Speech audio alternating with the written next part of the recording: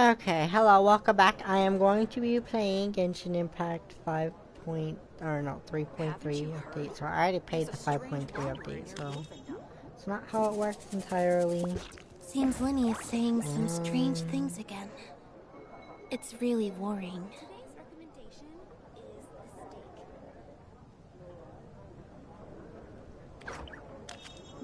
Oh, okay. I couldn't get it to save to my device last time, so I'm about to save this one to my device. And then I can put it as a YouTube video, so let's try putting it as a YouTube video instead, if you know what I mean. Haven't you heard? There's a strange wanderer near Wolfendom.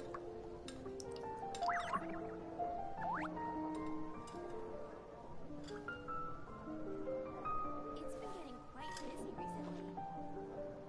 Then one second, let me go back to it, save to device.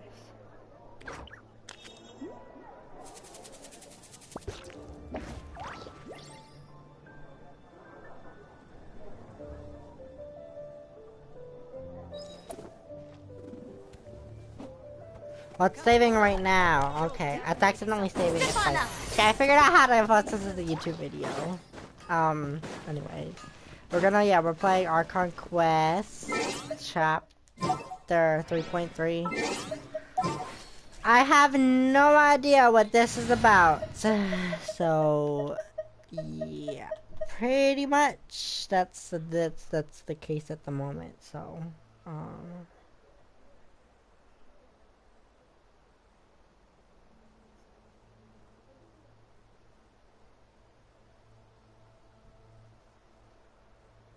yeah. I post this on the YouTube video, but I'm gonna act like it's not live. I'm on PlayStation, so until I get a PC, I can't like pre-record it on my PlayStation. So I want to post it like I am. But yeah. Now. Sorry, I didn't mean to scream. I'm sorry, Feminine. I didn't mean to be so mean.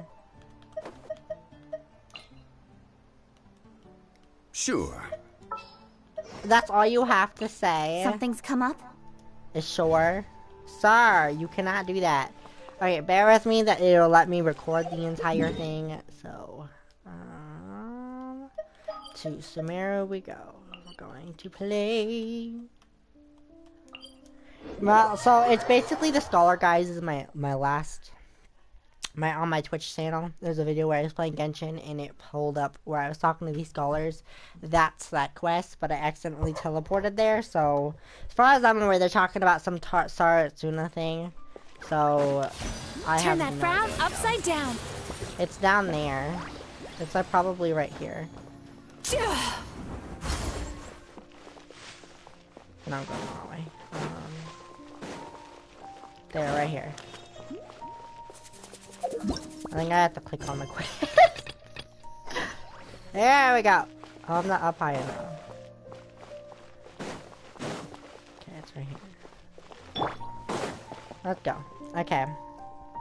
I turned down on my ammo. Alright, I guess I'll go with my textual criticism and your editorial direction for the first draft. I have a feeling that the missing Kabuki Mono will end up being the main focus of this paper. Kabuki Mono? Kabuki Mono. If only we knew where to find that traveler. From what they say about her, you talking about seems me? Like the kind of thing she'd know about. They're talking about me, guys. Looking for me? Oh, you're the traveler, you say? Yeah, why'd you seem so skeptical? Hey, what's with that face? Exactly. Don't believe us? If you don't believe me, I'll go. No, of course I believe you. Actually, I first heard about your great exploits when I was still in Inazuma. Uh-huh. This is my first time coming face to face with you and your mysterious silver-haired companion. I couldn't at least believe you my didn't luck. call her a But out pet of like force half of the habit, population. I started, She's not my examining pet. the evidence. We are Sorry. sisters, okay? So what, for the love of... Sorry, we don't get out much, so our social skills are kind of lacking. Yeah, I can tell. Traveler, I hear you've helped many people a great deal and been to many places. Would you be able to tell us about Dottorre?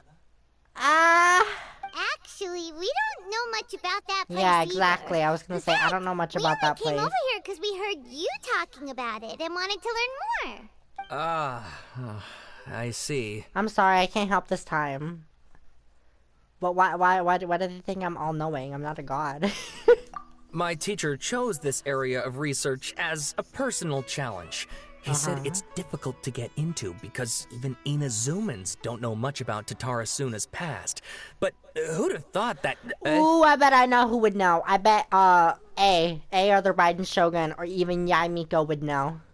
If you don't mind, I'd love to show you all my outline for the book I'm writing about Dottorre Suna. Hold on, Sawada. Don't you think that's a bit of a deep dive for a first read? You act like I don't know how to read, or that I've never read, like, a chapter novel book before. Well, fair point. In that case, please ease In yourselves my in defense, gently by taking a look at Akaba's latest I've essay actually read draft. a novel before, and I've also read a really, really long chapter Let book, me give you so- some background. This all started better with the if it's quite discovery of some textual- records in textual. Dottorre Suna. So. The writings mentioned someone by the name of Mikoshi Nagamasa, who crafted a fine blade. So let me see if I can pronounce his name. Mikoshi Nagamasa. But in the end, he threw it into a fire to destroy it, Why? and killed his servant Katsuragi. Why? Why? Well, no one knows. Huh. Apart from the swordmaker, his servant, and the one who wrote this all down, the records also mention a kabuki mono. This seems to be an Inazuman word for an eccentric stranger. Someone who dresses funny or acts in an unusual way. Oh, okay, so that's what it means. I was like so confused.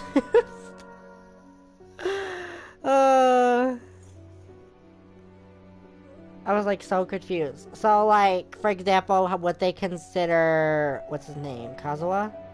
Yeah, Kazuha. I believe it'd be Kazuha, right? That's right. Akaba's Cool, but teacher has no, spent because quite he's a some learning time samurai. researching He's these not events on the considered a ground. Kabuki-mono. This Kabuki-mono lived in Dottorre Suna for a while before disappearing without a trace. And shortly afterwards, as Akaba mentioned, things got pretty ugly. Huh. So first this strange person goes missing. Then a Then murder a happened? murder happens? Seems kind of fishy to Paimon. Me as well. Yes, my thoughts exactly. So I helped out too. I asked everyone I could think of if they knew anything about what happened back then. And wow! Did I get lucky! Stop shouting! This part's important. I just Girl, wanted to make it chillax, he stand got out. excited. Let him tell a story. It just so happens that a friend of mine works at the government records office.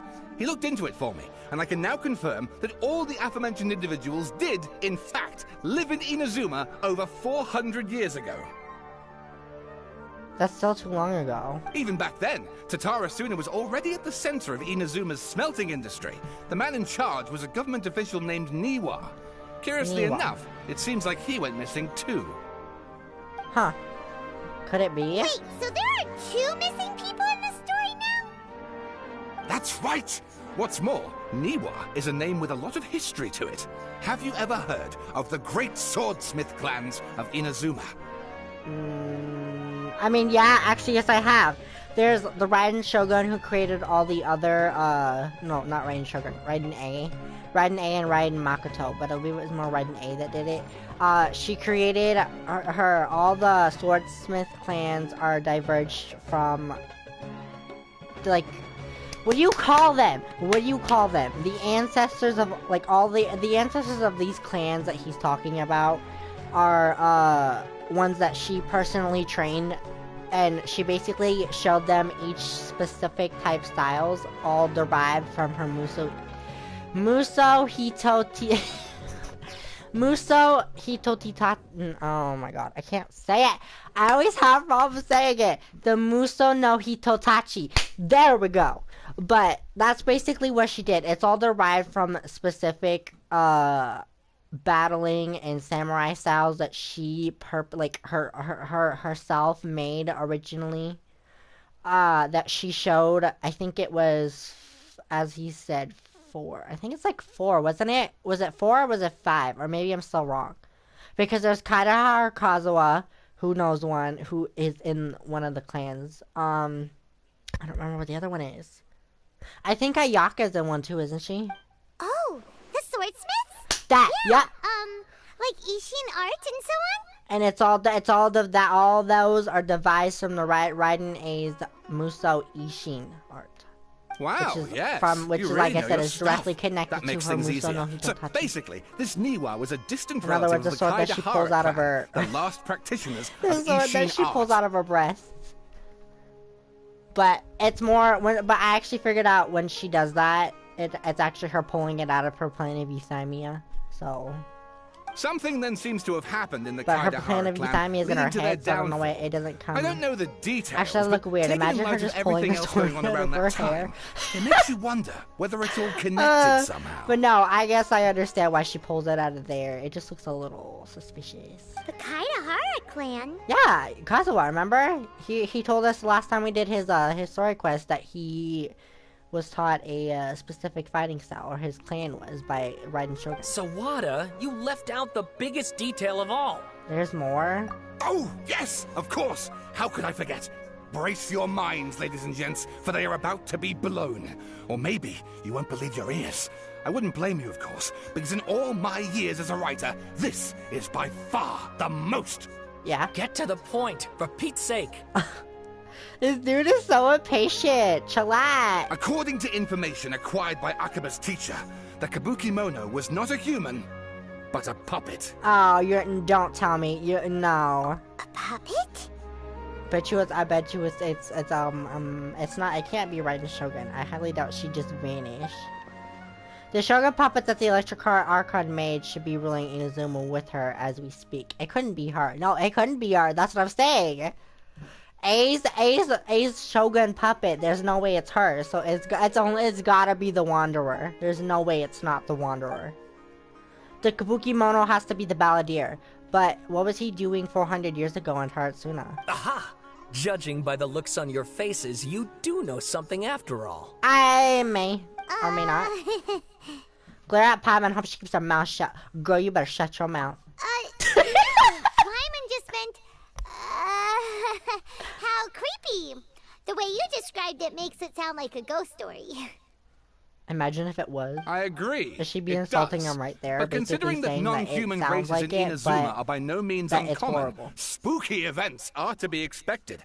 And that's exactly what my book is about. Please, take a look. You want to read this entire thing? Okay. Author Sawada, Extract 1. A man arrived in Taratsuna around 3 in the afternoon. From afar he spied laborers walking along the mountain roads toward the factories, their shoes scuffing along the jutting stones. They walked like people convinced... What? They walked like people convinced that so long as they reached the fire raging in the mountain's belly, they might extract from it gems beyond price, like diamonds and such. The mood that the sight inspired was ineffable beyond mere description for those not present to witness it. The man barked a cheerful greeting and sprinted to join the procession. There, a towering character who stood half a head taller greeted him with a heavy slap on the back, and his words were filled with respect. Do my eyes deceive me? Sir Miyazaki, I cannot think that the return trip here from Inazuma City could have been easy on you. Miyazaki smiled like a young man taking the first steps on their journey, expression relaxed. Why, Katsuragi, Inazuma is the realm of the almighty Shogun. I sailed upon the fastest ship, strode upon the swiftest sea routes. What dangers could I have possibly faced? And what about the good news? There was some, naturally. The two burst into uproarious laughter, roughhousing with the other workers until the past end. A young man dressed in a linen shirt and wearing a headscarf gazed into the dancing flames of the furnace before him.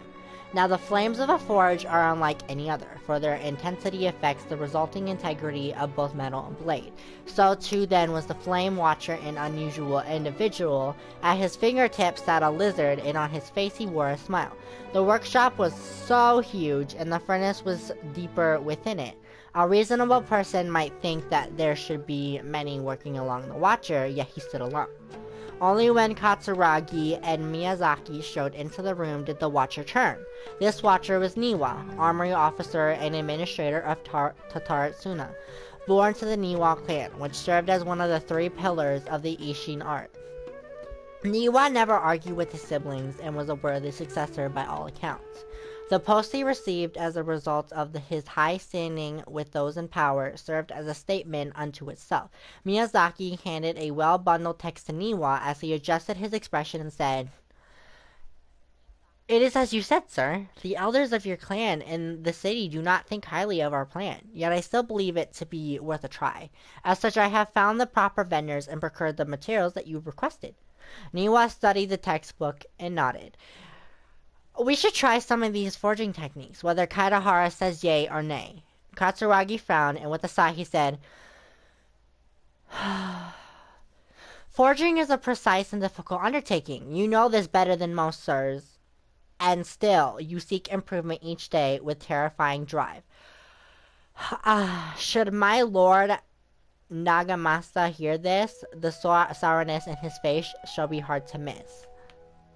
Niwa smiled, replying, "And how goes the forging of your lord's great blade, Katsuragi?" Katsuragi neither wanted to shame his master nor lie to his two friends, and yet he could not think of any way to deflect, and so groused, "I see your ears are as keen as your hands, Sir Niwa. The jokes of us unlearned men are as nothing before you." Miyazaki hid his grin. Upon hearing this, Niwa released the lizard from his hand into Katsuragi's palm. But just as more words were to be exchanged, someone came walking nearby, their footsteps light with the celerity of youth. The head that peeked in was round, and in the light of the fires looked like an oiled jewel. The man placed some box food at the side, and nodding, he prepared to leave. Katsuragi called out after him, "What about your share? Aren't you going to eat it?" The young man, upon hearing those words, found himself slightly at a loss. After a while, he answered, "Very well, I'll try it." "You are welcome to the food. We all eat the same fare after all," Niwa said. The man nodded and left seemingly deep in thought. Extract 2. How many extracts are there? Dang, the dude wrote a whole book. Okay. The Kabuki Mono was by the coast. Sunset fell to the accompaniment of darkness. The bands of twilight showed themselves not, for in their place the thunderclouds whirled, grumbling the omens of a coming rainstorm.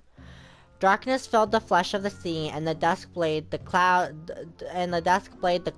to kneel upon the land, its supplication mirroring the Kabuki Mono, with knees bent and face pointed toward the waters.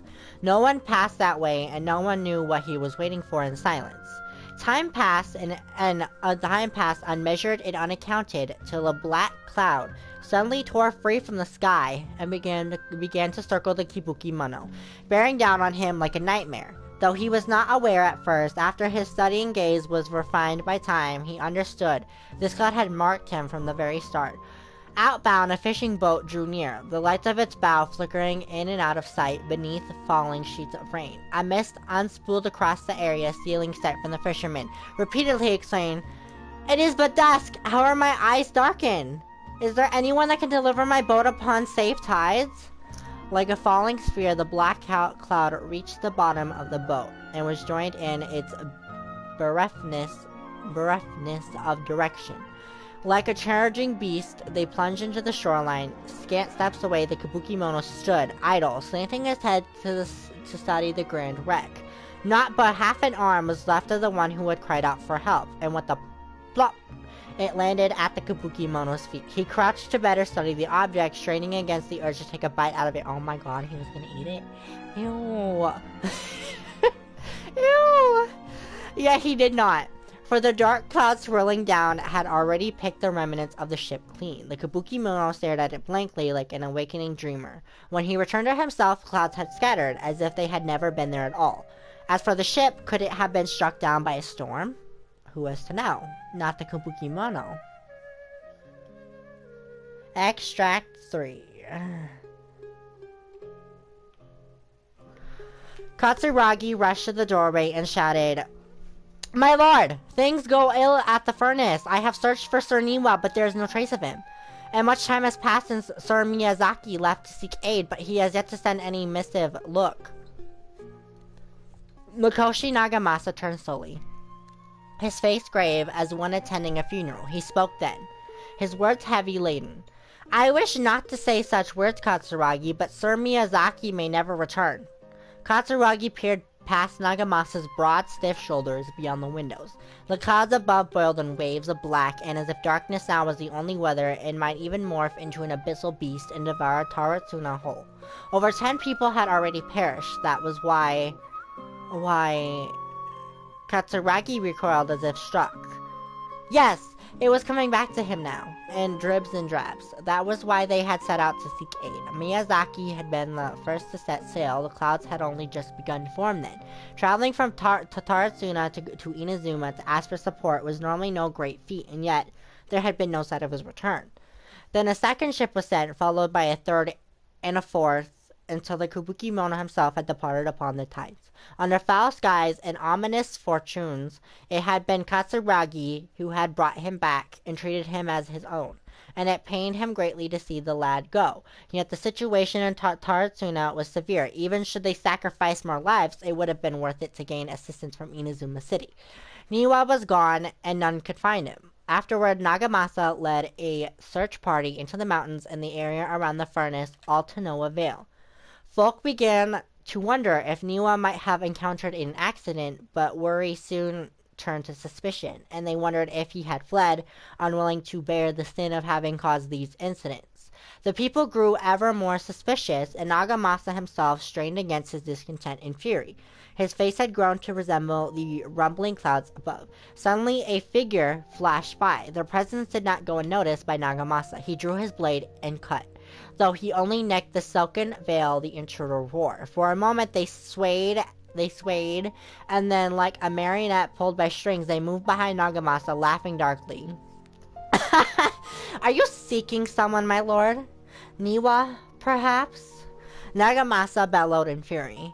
You dare address Sir Niwa directly? Yet the figure parted like mist before his falling blade, only to rematerialize beyond reach, but not beyond sight. A ghastly apparition, indeed. Was it you who slew my people? Nagamasa howled and charged, held back only by Katsuragi's desperate grip. As his sense returned to him, he realized he was an inch away from falling into the furnace. It seems that the rest of his work remains unfinished. From the existing text, however, it is apparent that this is a novel of fantastical, colorful sensibilities born from an imagination well utilized. Oh, and please read my essay draft as well. Oh my god. I guess get ready for 2 stories! If I'm just gonna say this now. If you don't want to hear me read these, that is perfectly fine. You can skip ahead when I post the video. Or when the video is posted. I don't mind, but I actually was feeling the last one. Let's read this next one. Okay, a brief analysis of possible events of historical importance in Taratsuna area. Details. This text belongs to a series of works sponsored by the Bahumanas. I can't say that. Veil Cutter Project has yet to be numbered. Author Akuma. Okay, abstract. The Taratsuna area has always been a major pillar of Inazuma's smithing industry.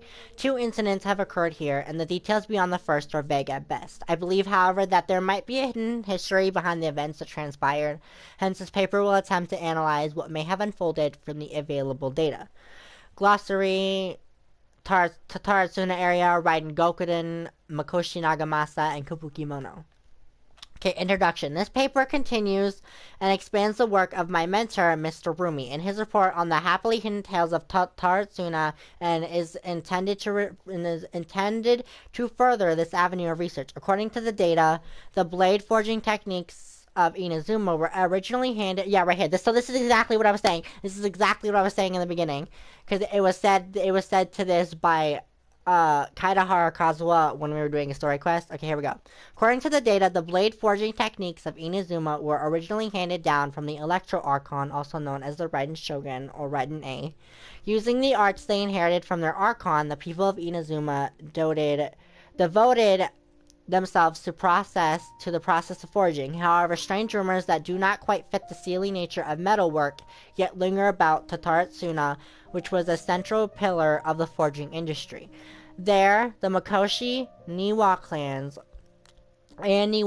along with an eccentric puppet, serve as the 3 windows of insight we need to investigate the truth behind what happened. Body. Strange notes from Taratsuna area. The contents are as follow. 1. Perhaps I overstep, but I think that Sir Nagamasa's mood grows better when he forges blades. The obsession to cleanse the stain of the name Mikoshi must eat at him. Also, Sir Katsuragi discovered a nameless eccentric while patrolling around Nazuchi Beach. And I've actually been to Nazuchi Beach, so... Two, the inspector brought a certain number of jade steel ingots.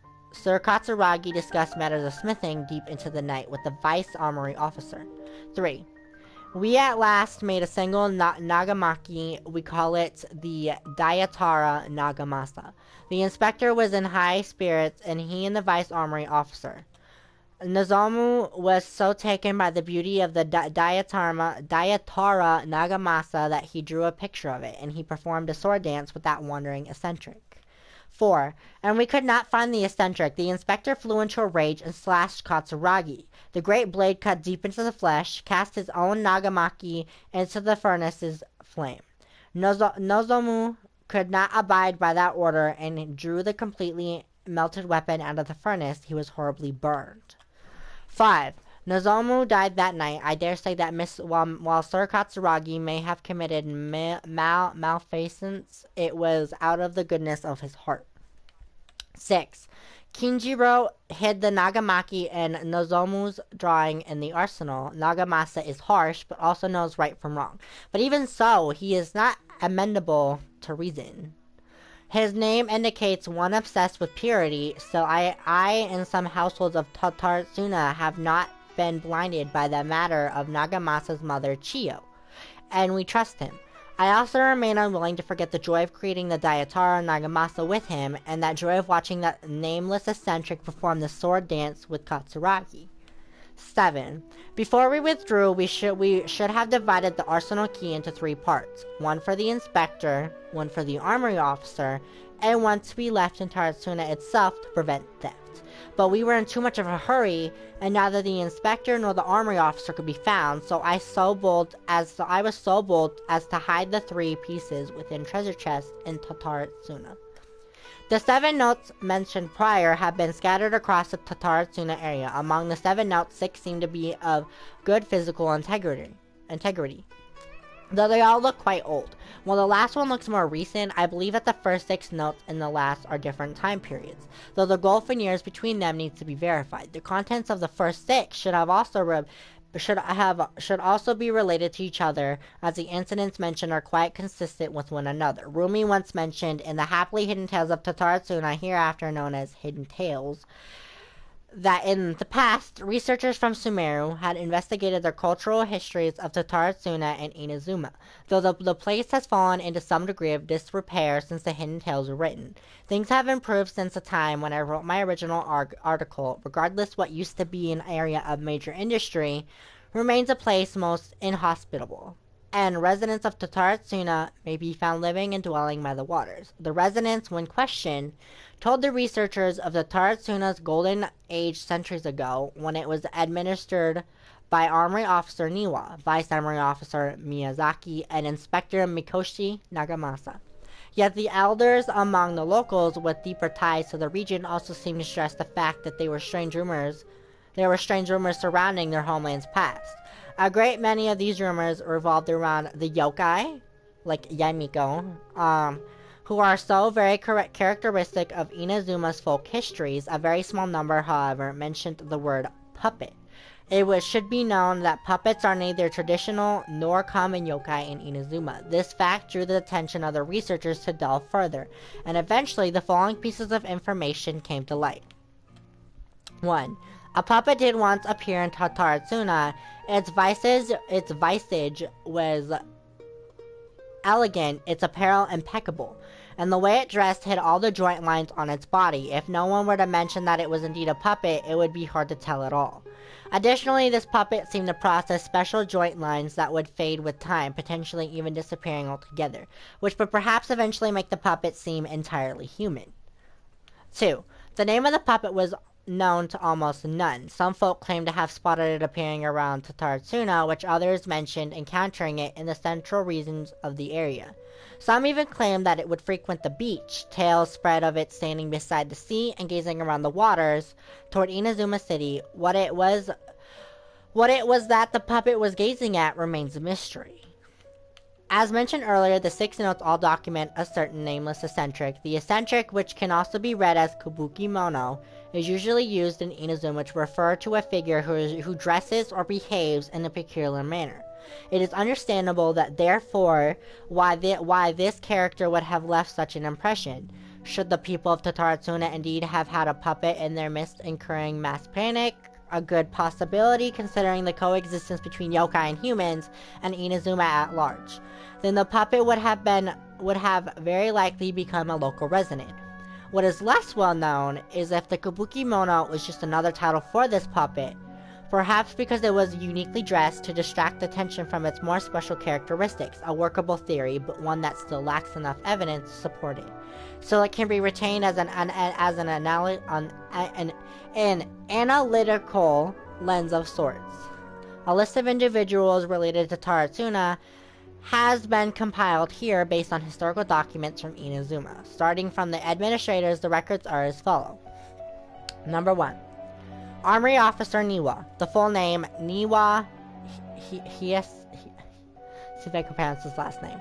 Niwa Hayaside. I'm just gonna say, I'm not gonna say the last name, I'll just say that. He was the inheritor of the Ishin art and successor to the Niwa clan. His family, along with the Akame and Katahara clans, were together known as the Ishin Sansaku. Records show that Niwa was a modest and intelligent individual who displayed remarkable talent in the administration of territory and people. His eventual whereabouts are unknown, but he was suspected to have left Totaratsuna with his family following the incident. Number 2, Vice Armory Officer Miyazaki. Full name, Miyazaki Kanio. He was Niwa's second in command. His origins are unknown, and he primarily assisted Niwa in forging and personal management. He was of affable temperament and had many friends in the region, including one Makoshi Nagamasa. Number 3. Inspector Makoshi Nagamasa. The successor of the Makoshi clan, adopted son to Oni warrior Makoshi Chiyo, and the younger adopted brother to Makoshi Michihiro, also known as Iwakura, the successor. With his mother missing and abandoned by his brother, Nagamasa alone bore the family name. Striving daily to wipe the shame from their history, the records state that Makoshi Nagamasa was a stubborn figure. He was also noted to be a person of moral virtue and integrity. It has been noted in various records that he practiced forging swords for self-cultivation and specially requested special instructions from Miyazaki to further his capabilities. However, after the famous blade Daiatara Nagamasa was forged, he used it to slay his subordinate Katsuragi for reasons unknown at present. Number 4. Subordinate Katsuragi. Katsuragi's full name and background remain unknown. Despite all the materials I have sorted through, I have yet to find any more additional personal information regarding him. As one of Makoshi Nagamasa's subordinates, he was a loyal warrior who had been saved by Nagamasa in his youth. From then on, he swore to stick by his lord through thick and thin and to give his life in service if it was but asked of him. And lastly, the Kabuki Mono. Full name unknown. Background also unknown. From the many sources I have compiled, combined with Rumi's personal observations, this character might have been the puppet mentioned in the rumors. The Kabuki Mono was a figure of fashionable grace and gentleness. According to the hidden tales, he was brought back to Taratsuna by Katsuragi and became a member of the community. When the Kabuki Mono first arrived in Taratsuna, he knew nothing of cleaning, cooking, or any work of the meticulous nature. The locals taught him their skills over time, showing him how to clean his attire, dance, and craft small trinkets. Records state that the Kabuki Mono was there when the Daiatara Nagamasa was forged. Though his trail ends before Makoshi Nagamasa slew Katsuragi, I believe that the Kabuki Mono was indeed the aforementioned puppet and that he quite likely had a hand in Katsuragi's death. It seems that the rest of his paper remains unfinished. One thing is for sure though, a lot of work was put into it. Sawada was encouraging me to follow his more creative approach, but I think essays should be grounded in facts. I don't think explaining everything away with mysterious forces will cut it. Understandable. Oh, how about if I plug the holes in Sawada's narrative with political intrigue? Like, I could put a turf war between rival factions at the center of the whole series of events. Yeah, but you can't lie and make it up. Wait, you're allowed to just make stuff Yeah, up? exactly. See what I mean? Pretty sure you've gone from essay to guessay there. Exactly. Yeah, sounds more like a novel. Has this guy ever even written an essay before? Akaba, look. Your teacher has researched this He did write an essay in a way, I I've reached out to suppose, everyone I but could he think didn't. of. He's Whatever trying to information we change it have and make it now more of a is novel. all that there is to That's know. exactly why This I is said, as much I detail don't as you're think ever you can going do to that get. there. You can't just make stuff up. Besides, if there really was a It wouldn't political be very power struggle going historical, on and at it wouldn't be anything very like the realistic level if you made seem to be stuff up and put suggesting, it in there that wasn't what true. hope would we ever That's have just of as bad finding as out the spreading truth? rumors. Good point. Okay, back to the drawing board, I guess. Give me some time. I need to find a new angle on this. I'll leave you to it. We have some other stuff to do, so we'll have to say goodbye for now. Good luck with your Your essay. essay. All right, thank you. Yep. If you find out any more info about all this, please do let me know. Thanks so much. I will not, and most certainly will not, because then you're gonna go and twist my words, sir. Oh, where we're going now? I bet it's still the Wanderer. It's gotta be the Wanderer, right? Or Hey, so Balladeer. that thing they were talking about, it has to do with the Balladeer, doesn't it? Yup. Okay, then even if we did know something about it, we probably couldn't share it with them, huh? Nope. After all, we kicked his butt and got him locked up. Information Indeed about we people like did. that is Indeed really we did, super Paimon. confidential, isn't it? I mean, I think that's more up to Nahida to decide, but yes. If you ask Paimon, Akaba should just pick a different topic. There must be as many essay topics as there are trees in the forest. There's no point in... Ha! What's wrong? Hey, did you see that? He literally just went by, over there. It looked like... the Balladeer! No, it can't have been. He got locked up. Oh, quick, let's catch up and see. Okie dokie. Sweet dreams.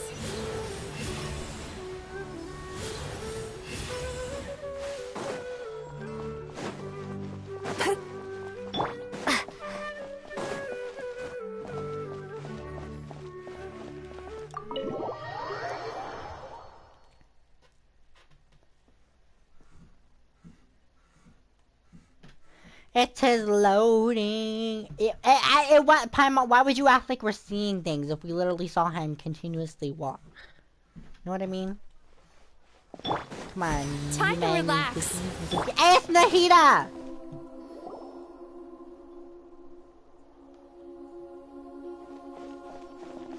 Hello, Nahida. Traveler, Paimon, there you are. Nahida, bad news. We just saw the Balladeer. Just straight to the point, Paimon, I see.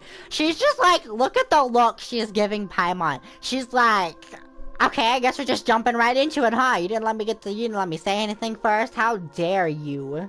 Did he escape or... Ah, it's him! I am a god. You let me speak first. That's not how she acts. I'm joking. Sure enough, you're here. Okay, Grouch. Hey! What are you doing in the sanctuary of Surastana? Aren't you supposed to be locked up? Exactly. I know you must have a lot of questions. Please, allow me to explain. Okay. It was my idea to set the Balladeer free.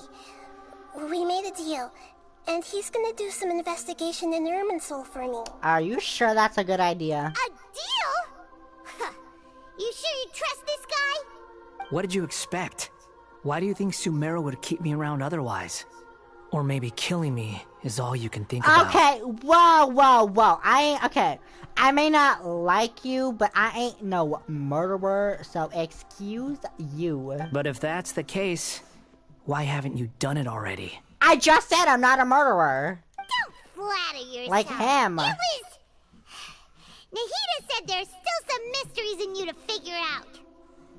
Ah, So I mean, if you it were almost up to freaking you, killed what's you'd her finish name? the job? Guess I had you all wrong. I can't remember her name. Thinking you were just getting cold Hypatia. feet. Hypatia. Well, that escalated quickly. Not a good start. Could I ask you all to please calm down? But Paimon's worried about you, Nahida. Don't let him trick you. It's not every day you see people questioning the God of Wisdom's judgment. Just when you think you've seen it all. You act like I'm not allowed to question her just because she's a god. I mean, that's not how it works. Don't you dare try to drive a wedge between us! As long as the terms are reasonable, I don't think there's a problem in making a deal. Even with the Balladeer. Well, I for one have no reason to doubt you. Considering you even struck a deal with the doctor. Yes, one in which I gained valuable information. You'll come to understand more about that in the fullness of time. The Balladeer's power was all but completely spent after your battle. He's no longer strong enough to be a strategic threat to us. That puts him in quite a precarious position. Plus, he's a former Harbinger with knowledge of many of the Fatui's sensitive secrets. Being stuck here in Sumeru could make him a sitting duck, depending on how the Fatui plan to respond. Wait a second. Former? You mean he's not a Harbinger anymore? I take no pleasure in saying this, but it seems as if the doctor had no intention of welcoming back a loser, so... So he tossed you out just like trash. Sometimes it's you using them, other times it's them using you. Most human relationships are this way. Certainly no. all the stable ones are. No. That's how it was between me and the Fatui. And also between each of the Harbingers. Yeah, humans. Are you talking about the disgraceful humans, or... So as long as you have some value to I offer... ain't like that. I wasn't nobody even will ever using him to abandon begin you. with. But after recent events, even I have to admit that I'm not worth quite what I used to be. Really? What a crying shame. Well, if the Fatui are gonna reevaluate my utility, I need to have a backup plan for myself. As we discussed, I don't like causing harm to living beings, and you said you need protection. So, why not join forces with us? I think these two have made their objection to that idea fairly clear, don't you? Hey! And they're your friends, so I guess you'll be siding with them. I never said that. I just thought you were gonna hurt her, okay? Yeah, obviously! Nahida, don't listen to him! Then let's put that discussion to the side for now. We still have time. Today can be a trial run. Where we go from here will depend on how well we manage to cooperate today. Alright, then I'll do what we agreed. Good. Go now, and keep in touch. Nahida, are you serious about this? Paimon, let's just trust her. I have my reasons for this decision. In fact, I'm largely doing it for your benefit. For me? Yes. As I told you once before, there's information about your twin in Irminster. Ow, my brother. Oh, yeah. Actually, that's the whole reason we came to see you today. So, you have an update on that? Mm-hmm. You may remember me mentioning that the Fatui had not included your twin's details in the Descender category. This is an extremely important point. It's possible that the Fatui have other information that even I don't know about. And since the Balladeer used to be one of them, he'll be better acquainted with this information than I am. He was granted the power to connect with Irminsul when he almost became the god of a new era. Even though he no longer has the Gnosis, some traces of its power remain in him. He can still connect. Okay. The amount of information in Irminsul is vast beyond description. Sifting through all of it without knowing what to look for would take too long. Now you can't. Even You for can wait me. till I'm done. So I asked the Balladeer to search in Irminsul for any information about the Descenders. He's more familiar with this kind of information. Sorry if and I sound a should be little able to mean there. find I it don't know more if you heard quickly. me. I put my makeup, so hopefully not. What if he lies to you? Exactly! Or what if... Paimon just doesn't trust him! He's treated us as enemies every time we've run into him! I understand. But sometimes, everything is dictated by which side you're on. Yeah, which is I understand her is kind of a little aggressive and a tiny bit mean to her. How things will go in the future depends on what information he brings back. And Traveler, I know what your heart desires most of all. Our minds have connected several times before. There is a corner of your heart reserved for an intense longing. A feeling of being all alone in the dark, searching for the one candle whose light still burns. As Sumeru's deity, it is my responsibility to be on guard against the Balladeer.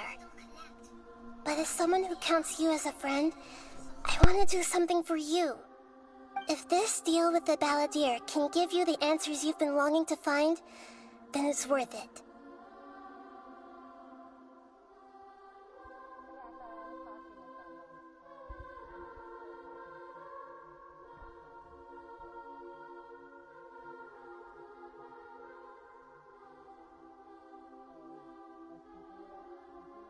It's my pleasure, really. You're Sumeru's hero. You've more than earned it. Paimon's still worried about this idea. Is there anything we can do to help? I was going to contact you about that, but then you suddenly showed up on your own accord. Seems like we have a telepathic connection. In fact, I was going to ask you to supervise the Balladeer on my behalf while he carries out the task I assigned. Even though he only has a fraction of his full power left, that's still a fraction of a former Harbinger. If you could accompany him, it would put my mind at ease. Of course, I'll be there to help guide you through Irminsul from the outside. Great, thank you. Prepare yourselves. I'm going to transport you into Irminsul.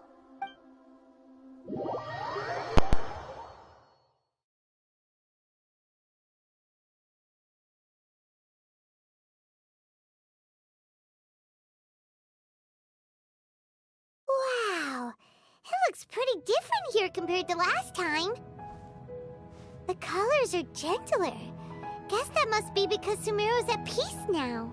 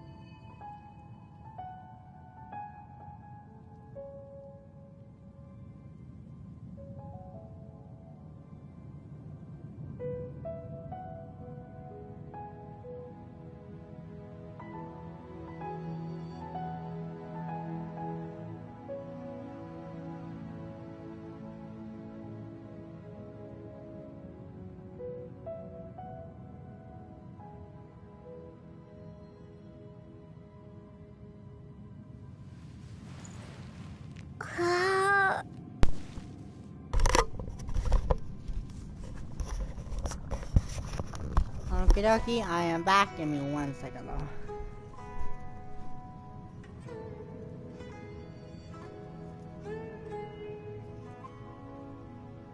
This is volume control. Does that make it how loud I am or no? I have no idea. Okay, let me get my glasses. I had to go also go to grab a drink a little because I'm getting thirsty. And it's probably from all the reading and whatnot. 1 second, I'm gonna put my glasses on. There we go!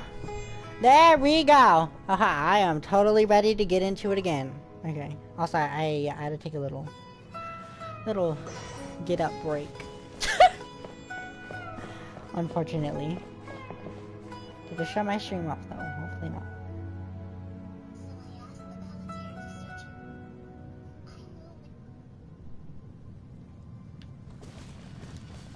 Oh my god, where am I going? Oh, he's right here! Look at that. Hot on my heels. You know, you didn't have to cut your catch-up short just to keep me company. Oh, but I guess you panicked when you realized that I might enter Irminsul ahead of you. No. Nikita sent me to babysit you. Don't get too cocky. Shut your beak, jailbird! No way a prisoner gets to be so smug! With Paimon. I understand that prisoners have to put up with harassment from the guards. But right now, I'm on temporary release. So maybe you should think about backing off a little. Yeah, I'm fine. I am not gonna back off of you because you literally tried to kill every single person. You even tried to freaking kill Nahida! Sounds like a successful rendezvous. Huh. I need to be quite clear about something. So rest my case, you better shut In his a few mouth. moments, you'll be entering into the innermost region of Irminsul. You know, I'm It getting is so an pressed environment over like something no not other, realistic. and the most Not real. important place in Fine. all of Sumeru. I know, look how pretty it is. Unlike anywhere else, Irminsul's inner region consists exclusively of torrents of information. You must put aside your differences and be extremely careful as you navigate your way through. Why is that? I know there are many grievances between you, on both sides, but it is essential that you remain calm after entry. This is as much for your own safety as anything else. Understood. Fine. Let's call it truce. But only until this mission's over. Let's cut each other a little slack, shall we? We are gonna be traveling together after all. Per my agreement with Lesser Lord Kusanali, I'll be at the front. It's my job to lead the way and get rid of any obstacles in our path. All you have to do is keep your pretty eyes open and try not to fall behind. Oh, you were saying how you saying I have pretty eyes. I'm so flattered. Not. You sure are confident. Paimon will give you that. You make it sound like you're even more experienced at adventuring than us. If there are no further objections, I suggest we get going. Girl, he technically is though. If you think about it, he's over 400 years old and he's wandered all over the place. Or did you need some time to mentally prepare yourselves? Ew! Ugh, the snark on this guy. It's unbearable. There's no need for the biting sarcasm. We can start now. Irminsul access granted. Initiating connection procedure.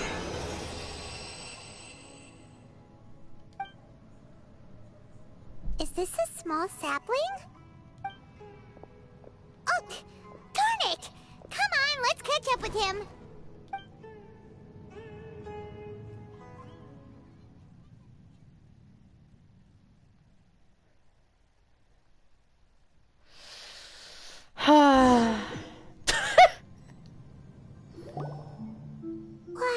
So I gotta say that. Oh my So god. This is the inside of Irminsul. It's different than what I imagine. Ooh. Paimon's Oh never my seen God. anything like this. And It's so it pretty. feels like a sacred place. Irminsul is closely intertwined with the entirety of Tevat. Every bit of information flowing here means something.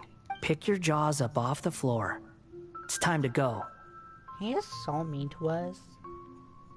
Why is it that Paimon just wants to do the opposite of everything he says? Because he's so mean about it. He's gotta use such a rude tone.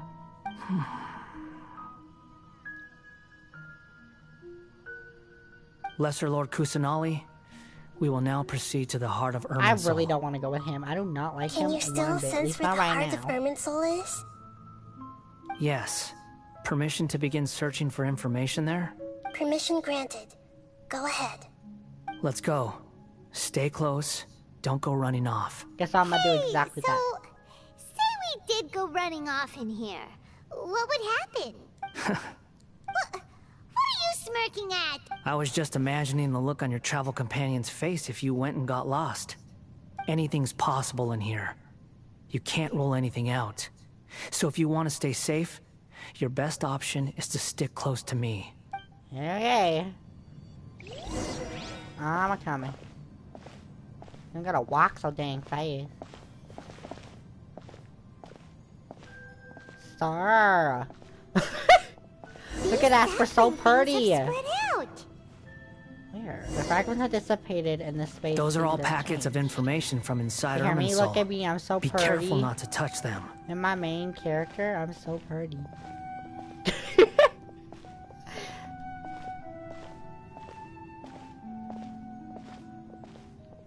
Where are we going? Oh, right there. Oh, I see! Okay. It looks the same in every direction. This space is indeed unusual, but it seems that the Balladeer is more than confident in his ability to navigate it. No wonder he mentioned about getting Or he is lost. confident. He is, Huh. What do you know? He was actually telling the truth. Is he mocking me again? What is it this time? There's a time and a place to lie, but this definitely isn't it. So why don't you relax your guard a little? Okay, now that sounds like he more genuinely cared, thankfully. We're here. What a huge tree! This is the center of Irminsul. All the information in the world is flowing through it. Lesser Lord Kusanali. Good, you made it. Are you ready? Ready when you are. Then please begin. Preparing to access cognitive currents. Establishing waypoint. My hair is being frizzy right now. The Balladier's actually doing what Nahida tells him. Guess he must want to stay alive. Girl!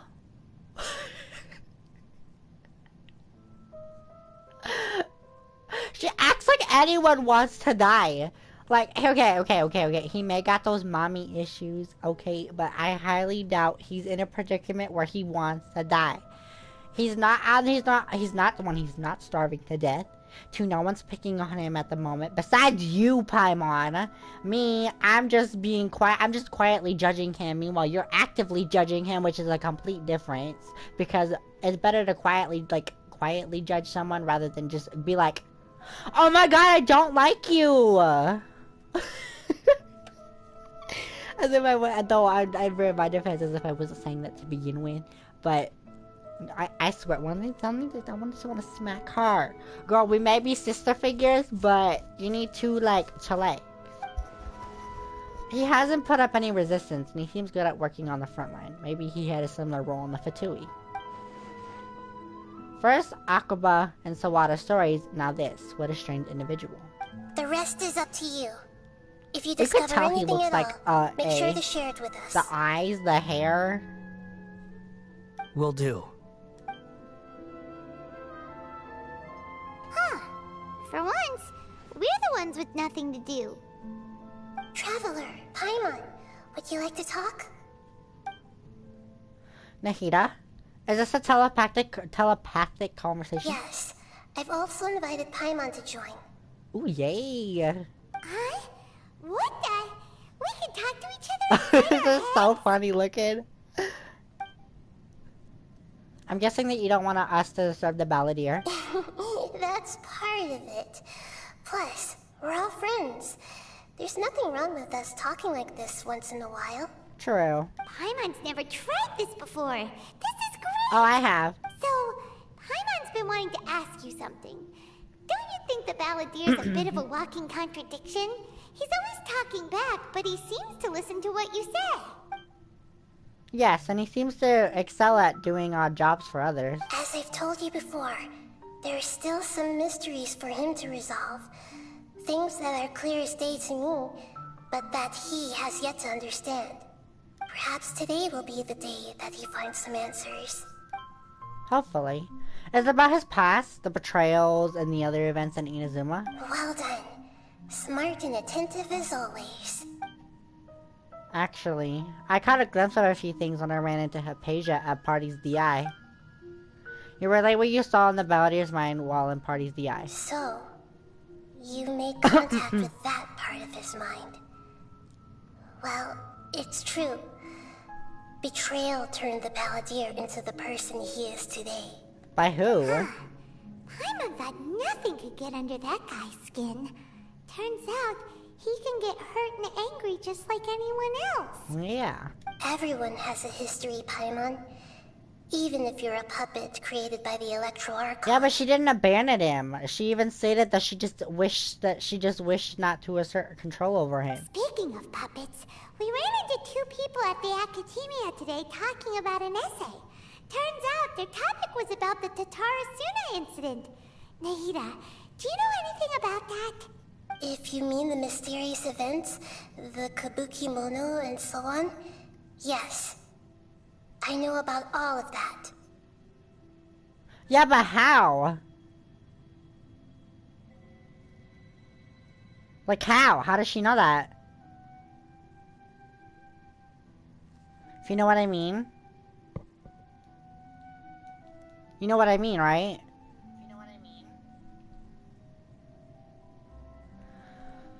Really? Because from what they were saying, Because she wasn't. no, actually, you don't know what I mean. Tarasuna's history is still I'll explain in a unexplained. second. And most of the information we have now is just from people filling the gaps with their imagination. At least that's what they thought.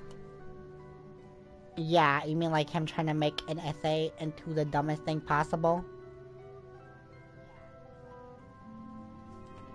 So, but yeah, Nahida's backstory, the reason I said how would she know that, like, he was created 500 years ago, but Nahida was just born, so there's no way at the time that he was doing all that, and her just being born at the same exact time, that she could know all that, right? I don't know. Unless she searched it up herself just before he showed up or something like that, because she is good at finding information. She is the god of wisdom after all. You tell Nahida about the story Akaba and Sawada are writing. How interesting. Those two managed to deduce quite a lot through guesswork alone. So the Gesse got it right? Well, they guessed right about one thing. Dottorre Suna was sabotaged. Must be a riveting conversation you three are having. Funny how all the good ones happen when I'm not involved. Well, you're focusing. Otherwise, we would have included you and asked you. What makes you think we're talking to each other? Don't insult me. You're having a private conversation without me. Obviously, I must be the topic of said conversation. We have every right to keep certain things confidential, sir. Of course you do. You can't have your prisoner knowing too much. Okay, I never said you were my prisoner, so be quiet. So, have you found anything yet? Still looking. Don't get your hopes up, though. You and your twin come from outside this world. It wouldn't surprise me if there was nothing on either of you in Irminsul at all. Huh. Wait, how did you know about that? Did Nahida tell you? Probably. It's not like we've never met before. And anyway, you're world famous. It'd be more surprising if I didn't know a few things about you. Every conversation with you is hard work, but your attitude is better than I thought. Right now, we have to keep the peace. I'm not interested in creating she more was misery so for mad. myself. And making cordial conversation is something I can manage. Huh? I guess. Wait. What? What do you find? What is that? This light. It looks similar to those saplings. What could it be? Anonymous data. Hey, don't you forget the agreement. You have to share it with us. Shh.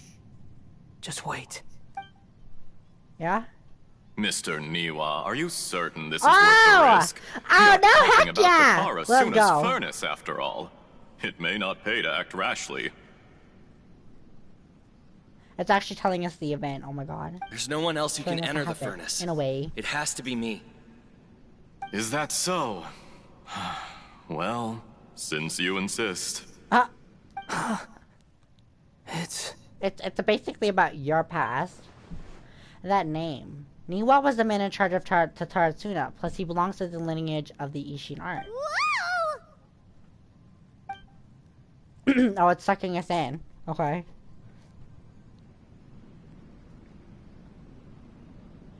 I have been in Dottorre Suna for some time now. You have shown me what he great looks hospitality, as has Mikoshi Nagamasa, and indeed, everyone else. Under your leadership, Dottorre Suna is a Wait, who's warm, talking? welcoming place. It's Like not a saying who's giant talking. village. People are gainfully employed. Their lives have purpose. As I understand, the Raiden Shogun has, in recent years, eliminated much of the evil that plagued Inazuma. As for Dottorre Suna, it was originally established as a means of safely disposing crystal marrow. Huh. The forging industry with crystal marrow as a raw material has since flourished, giving rise to generations of swordsmiths. Some world-renowned, others unknown. All passing on their legacy. Skills, blood, Who's this old dreams. man? Every smith brought into this trade looks to find their purpose between steel I'm and assuming blade. this is Niwa though, right? The brown-haired one? That is why you Or is the one that's accepted the talking proposal supposed to be brought to you Niwa? by myself and Akame. I'm assuming it's gotta be the one with the bandana. Yes, well... Yeah, see, I thought. Were so. it not for you coming to Inazuma and happening to make Akame's acquaintance... Oh, I said it wrong. It's not the a two of cane, you it's never would Akame. have joined forces. And he would be the first to admit that there's no way he could have revolutionized our forging process like this on his own. At least not on the same timescale. You allowed Akame to take all the credit for a method that you jointly developed. He sold it to me. And now, every piece of ore here is smelted using the new technique. Even now, you remain one of Dottorre Suna's key consultants, working right here alongside us. I believe it is you, sir, who are truly responsible for the changes in our manufacturing and forging methods. Is that a good thing though, or? You flatter me. From the it's outset, I saw Escher, much right? that was Did I say it commendable right? in the Escher? forging industry Escher? of Inazuma. Escher? And it has been I bet my it's Escher. great It's gotta be honor to Escher. befriend you all. Why do I kind of feel like there's something's gonna happen with this dude? Because the way he said it at the end. It's been my great honor to befriend you all. Like, it has been. Past tense. So you say, Escher. But is this really the truth? My good sir. I rest my case. Oh what my do you god, mean? no. I tried to resist thinking it was all connected. What? Because I What's didn't want to connected? speculate. And I didn't want to believe that things could turn out this way. What is he talking about? What have we gained from adopting your new technology? Ominous black Oh. smoke? Mounting production problems? Worker fatigue and casualties are up and continuing to rise at an alarming rate. So in other words, so does that mean that he's like in charge of like the thing blowing up or whatever? Something about the furnace saying like a furnace like being like on fire or something like that. And recently, as you well know, someone died because of that strange filth inside the furnace. Who? We've kept the truth from spreading outside, but still, I suspect you Oh, that's understand not it better right. than I do. That is not right to keep the truth of that coming from outside. I feel like everyone deserves to know, especially the person's family who lost the person, you know what I mean? None of the people who went out to get help have come back. Like, they deserve to know Now, that one of our their mutual loved ones friend, the are dead. Kabuki Mono, is taking the Golden Feather to Narukami Island to seek an audience with Shogun. This is our last hope. You know, somehow I kind of highly doubt that, knowing it's the Balladeer, because he does not like the Raiden Shogun at all. But it was more or less the Raiden Shogun that abandoned him, or was it A? I feel like I don't know. But that doesn't faze you, does it, Escher? He never really explains that. Nothing does. Otherwise, why would you still be standing there with that smile on your face? Oh, he got the evilest grin ever. Oh, heck nah. I'm just surprised that you finally chose to be so sincere. I'm sure you've been harboring these suspicions for quite some time. Mikoshi Nagamasa may have noticed that there was one common denominator among all these events. Namely you, Escher. Ew. But Mr. Mikoshi is more cautious than I. He does things by the book. Like, good on him. Good on him. After all, Nagamasa is the adopted son of Mikoshi Torichio, the yokai struck down by the Shogun's own hand. If he truly seeks to redeem his family's honor, an abundance of caution is well advised. Well, since we know her method, it was normally the only reason she'd strike them down to begin with is if when they challenged her, which is what happened to Kazua's friend. He challenged the Red Shogun, and it was always, what was it? The rules of the of Inazuma are as follow. One, you can request a duel before the throne, as in you can either request a duel with someone before the throne, and the Raiden Shogun will eliminate the loser, or you can request a duel with her, but if you lose, she gets to take your life. That's one reason. That's one way I can understand if he was stroked. Why she would strike them down. Second, if they were evil, or if 3, her previous views on eternity. You're well informed on the subtleties of his situation for a mechanic all the way from Fontaine.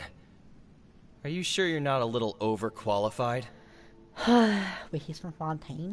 Why, Mr. Niwa, are you suggesting I find a job as a diplomat? Sadly, I am so very attached to my Now craft. if I think about it, if you really look at his attire, it is kind of the same color aesthetic as the Fatui's outfits. I mean, just look at the Wanderer's outfit and look at his. Do they not look this, like, the most... Not even, like, do they not look just the least, tiniest bit similar in aesthetic? Enough, Escher. I'm here because an evil force is raging inside the furnace. And someone needs to take your new device inside the high-risk zone so we can absorb it and put an end to the problem. Oh well, restart. I'm in charge here. And I'm about to take some responsibility and head inside. Probably to my death. But what about you? What are you still doing here? You know, that's a good question. Judging from the look in your eyes, He seems way too calm. You don't seem to trust me. Because you're way too calm. Drop the act. We're past that now. Whoever you are, it looks like your plan to destroy Dottorre Suna has worked. Wait, he wanted to, but why? I just want to know what you're still doing here. What's left? Don't you have all your answers by now? Honestly, I'm just waiting for the right moment. Right, Mama? For what? A moment no, like this. No! Where you finish talking and I stop you from entering the furnace. You... Oh! No! You're a little smarter than I initially gave you credit for. Oh, I hate you. I hate you. Whoever that is, I hate you. I thought I'd disguised myself exceptionally well. At least for the first few days. But to my surprise, you had your people look into my background right from the start. Oh, now he's getting mad. It's a long journey from Inazuma to Fontaine, but that didn't stop them. Eventually, they managed to confirm that Escher was an alias, and that I was not from Fontaine at all. Did he kill them? Like, did he kill them? And yet, despite all of that, you still fail to realize my true identity. And what I seek in Dottorre Suna. Did you really think you would be able to see through my plan? No motherfucking way. If you kill me, there's no one who can get inside the furnace. I know that voice. There's no way. So you're really going to destroy this place? Is that it? Oh, but you're quite wrong. There is one other person. There's no way. No, it's not. It's not. It can't be. Some may not see him as a person, but you told him yourself. You're not a puppet. You're a human. You're just missing a heart. Oh. Whoever you're working for won't get away with this. They'll be found out. I still think he's a Fatui. He's gotta be a Fatui. I mean, the Cryo Archon's obviously still alive during this time. What are you really trying to accomplish by all this? What, 2,000 years old? Why go to all this trouble? Maybe at this point. It's gotta be a Fatui. It's no trouble at all. But if it is, no, it can't be. But it can't be. There's no way, unless he's immortal. Of a carefully why? Controlled experiment. Why would he kill Niwa? Like, what's the purpose behind it? If you must know, I'm happy to divulge my true identity. I'm a Fatui Harbinger. Call me the Doctor. No way! It's Dottorre? No. No. No. Not okay. Not once did this man, not only once, okay, question, not only did this dude mess up the Wanderer's life once, you're telling me he did it twice by killing his friend. Are you kidding me? You're telling me it was Dottorre the entire time who caused the Wanderer to be the way he was. Oh my god. The Fatui? I knew it. I knew it. I knew it. Like I said, you can What do you clearly want? tell by the attire. Just to create It's like Snezhnaya minor attire. That's what I mean. inconvenience for your nation. You don't believe me? I'll pull up a character I have that's also from Snezhnaya. That's it. They all have a That's specific unique Gave us style. your cursed technology? Just to let loose the evil energy from the crystal marrow? Yeah, anyway, you're not gonna get through to him. There's no way you're gonna make him feel any guilt. He's twisted, he's nuts, he's psychopathic, he's psycho. Trust me, we've met him.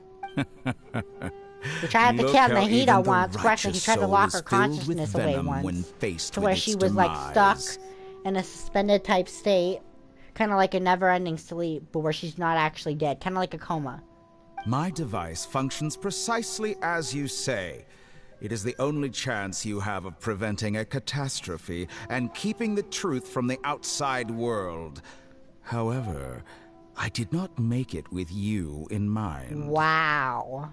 It is easier for a person to be possessed by evil spirits when they are filled with hate. Wait, who are you trying So to get give possessed? in to your fury. I want to see what happens when a malevolent heart is placed into an unsuspecting puppet. You evil?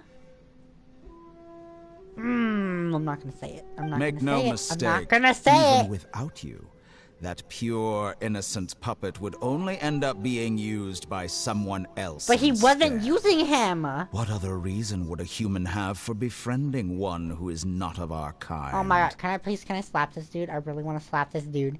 Oh my god. I said Dottorre is just evil. It's just pure evil.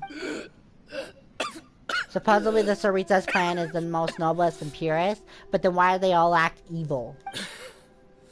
Like, he's the definition of evil. He's not even pure at all. My heart. At least all their other goals weren't necessarily considered evil. At least not as evil as his. And I see him as one of us. He has nothing to prove to anyone. Oh, he's dying. No. Because not everyone just wants to use other people. His hair, he even has the red streaks in his hair like Kazuha. Are people like you. What a beautiful way to see the world. It almost makes me feel a little guilty. Then out of respect for you, I shall redefine myself. What? Think of me as a monster. You or already are a demon, monster. I don't have to think of it that way at all. At least this way your death is not a consequence of your own folly turning you into an easy target. No, You simply lost to something no. more powerful than Wait, you then where could did he put his ever body? hope to defeat. I say, Mr. Niwa, let's see what happens. Will your puppet friend become a human? No, that will prove quite impossible. Oh, Mr. Niwa, already dead. What a pity. Oh, I hate him. I hate him. I hate him. And there it is, Dottorre. Jester, I have completed the task you gave me. No way. Creating a gap and infiltrating Inazuma's inner workings. What fun it was. But you didn't have to kill him. I'd like to introduce a puppet to you. If he proves useful, let's make him our newest comrade. And if not, let's turn him to dust. I have no words. Are you kidding me? Hey, are you alright? Paimon, be quiet. Obviously not. Dottorre. Oh, he's going crazy. Dottorre. Good. Good. Was that the doctor? Did he turn into a mechanic from Fontaine? I'm afraid so. But why do we see things from his perspective? When I touched the doctor to confirm whether he'd eliminated all his segments, I read this memory in his mind. You have to admit, it must be the truth. Oh. Maybe so. But it means nothing. Does it? But this memory shows that Niwa didn't betray you. He never meant for you to be the one to take the device into the furnace. Exactly. You know very well what that means. Even more so than I. Aww. This betrayal was a lie that he has believed for hundreds of years. Was this part of the doctor's experiment? Obviously, he's twisted. The betrayal never happened. It existed only in his imagination. But where does this leave him? Let's give him some space. He looks really mad. Paimon doesn't want to be anywhere near him right now. Okay, let's go over there. We need to give him some time to process his emotions. Yep. Paimon's still confused about the Dottorre incident. So, the doctor was behind it, but why has that gotten him so worked up? Girl, when someone you have followed for more than 400 years that you found out betrayed you and caused your most grieved loss, like, has made you feel like you were abandoned. You find out that the person you trusted the most is the one who caused that. What do you mean? Nobody has ever deceived you like that, Paimon. Exactly. It's natural that you find it difficult to understand. Perhaps he needed to learn this someday. Unfortunately. So now you have the complete picture. Katsuragi took the Kabuki-mono to live with the people of Dottorre. Later, the doctor showed up, disguised as the mechanic from Fontaine. And that's when the trouble began. Aww. It was all a horrific experiment planned by the doctor. Everything he did was just to plant seeds of disaster in Inazuma that would bear fruit in the future. Of all the unwitting participants in the doctor's experiment, the balladeer became the main test subject. After the events you just saw in that memory, the doctor put Niwa's heart into the device and handed it to the balladeer. Then, he instructed him to enter the furnace and absorb all the filth caused by the smelting process. You're joking. You're joking. So you're saying he took out his heart? Oh no. The load was far beyond what he expected, but the balladeer survived. He left the furnace in sheer exhaustion and said to the mechanic, "This device seems to have protected me. What's in it?" The mechanic answered, "Niwa fled this place for fear of punishment, but he left you a gift. He said it's the one thing that you've been looking for." He took it straight from the chest of one of his innocent servants. He did not. The mechanic removed the withered heart from the device as he spoke. The balladeer was stunned that such unthinkable cruelty had brought him the thing he'd been longing for his entire life. Aww. A heart acquired through cold-blooded murder is a cursed thing, but it had protected him from the filth. He thought Niwa had completely betrayed him, and yet this very betrayal had ensured his survival. Overwhelmed with anger and sorrow, the balladeer threw the heart to the ground and left Dottorre without looking back. Holy moly. So the doctor killed an innocent man and pinned everything on the victim? That's terrible. Being betrayed and abandoned by a close friend is sure to cause great resentment. Now we know what was behind his decision to take revenge on the Raiden Gokuden 100 years ago. But it doesn't mean that vengeance was the right decision. Yes. Only if he understands this can he choose a new path forward.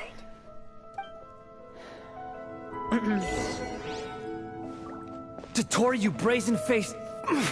Oh. Niwa didn't run from justice. You killed him.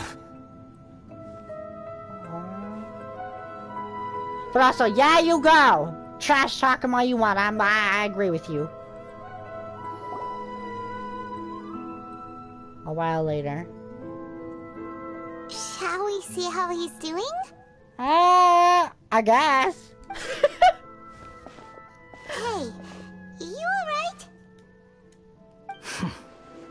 He's smirking at me. That's a scary expression. Paimon, no, it's attractive, okay? Be quiet. Are you quiet. worried about me? Be quiet. If we didn't have such a history, I'd almost think that qualifies me to be your friend. You could be my friend as long as you don't try to kill me again. Like the last 3 times.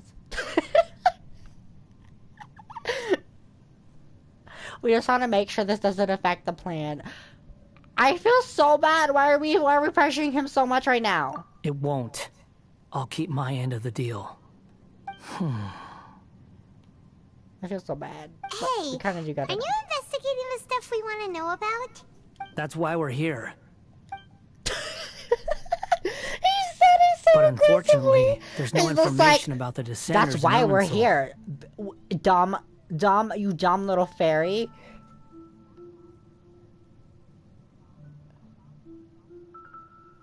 I only called her that because that's what half the people in this game like to call her. They called her fairy. They called her a flying pet. They called her a golden aranara. Then they called her, what was another one? They called her flying emergency food. Like, oh my god, this girl has been through thick and thin with names. Even if you can't find anything, that seems to confirm it. Irminsul does not keep records on the Descenders.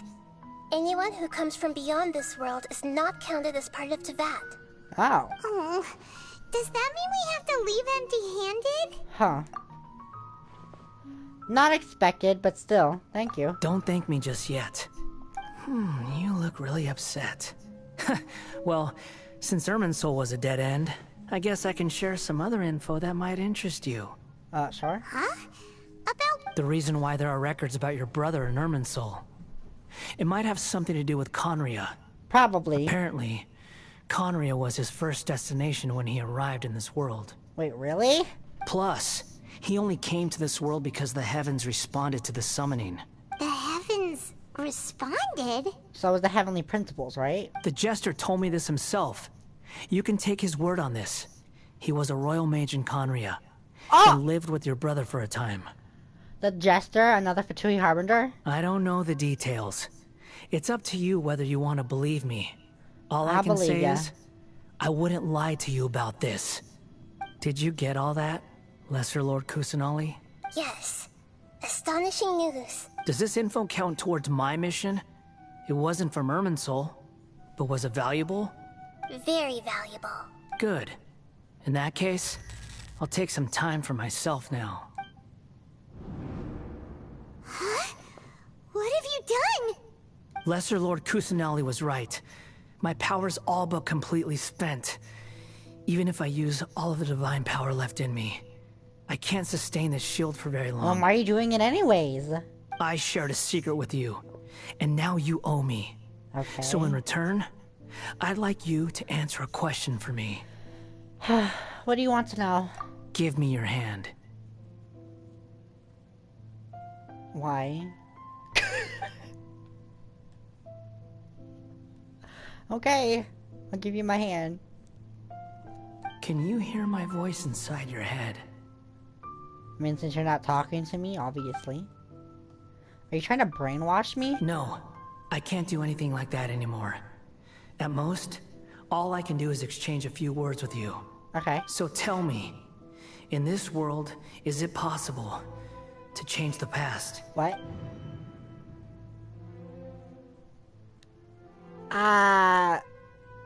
Yeah, technically, but I'm not gonna tell him that. Hopefully we don't tell him that. Wait, why would you ask that? Done. What? Huh? What the? What happened? Paimon only saw you hold hands for a second.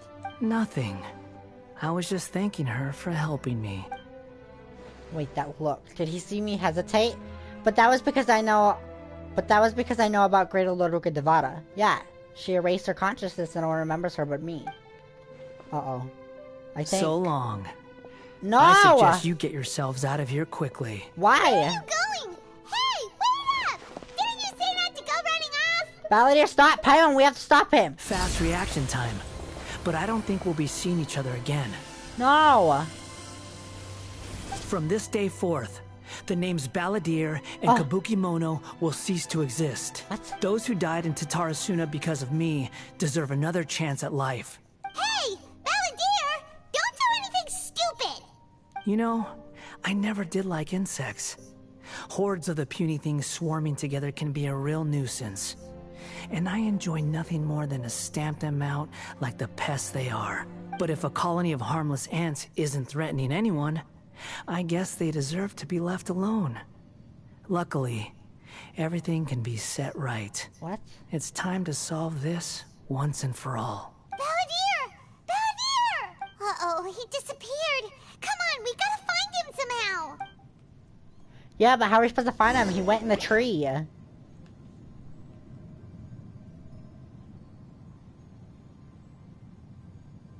He's in Irminsul. Oh no, he's really gone. Oh, can you hear me? Nahida! Yeah, Nahida, he's not here with us no more. Traveler, Paimon, Balladeer, what happened just now? I was suddenly cut off by some kind of power. It was the Balladeer's fault. He shut you out. You tell Nahida everything that happened. I didn't think he'd be capable of something like that with so little power left. Did he keep some of his power hidden when he was defeated? Or did he achieve something beyond his abilities, and it took everything he had? I feel like it's more that one. Where the heck did he go? Ugh, it's all our fault. We were supposed to keep an eye on him. Sorry, Nahida. Yeah, I'm sorry. Don't be. It's not your fault. Please, let me handle this from here, even though I'm not sure I can solve it. We're running out of time. Follow my lead and get out of Irminsul as soon as possible. Okay. Then how do we get out? Am I supposed to run? Okay. I'm not, thankfully.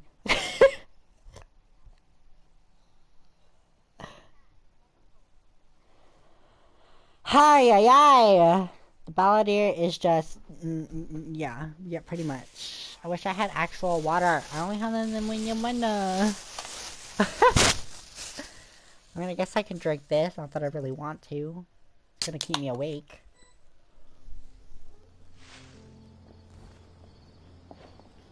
We're out! And we're at... It works. An inn or something? This is an emergency. I'll have to ask you to stay here for now. Everything's arranged, and nobody will disturb you. No, I want to help you. I'm sorry, but this isn't something I need your help with. Leave this one to me. Okay. An emergency? How bad is it? Nahida, will you be okay? I mean, I hope so. Don't worry. If my assessment is correct, though there may be some minor disturbances, it won't lead to a disaster.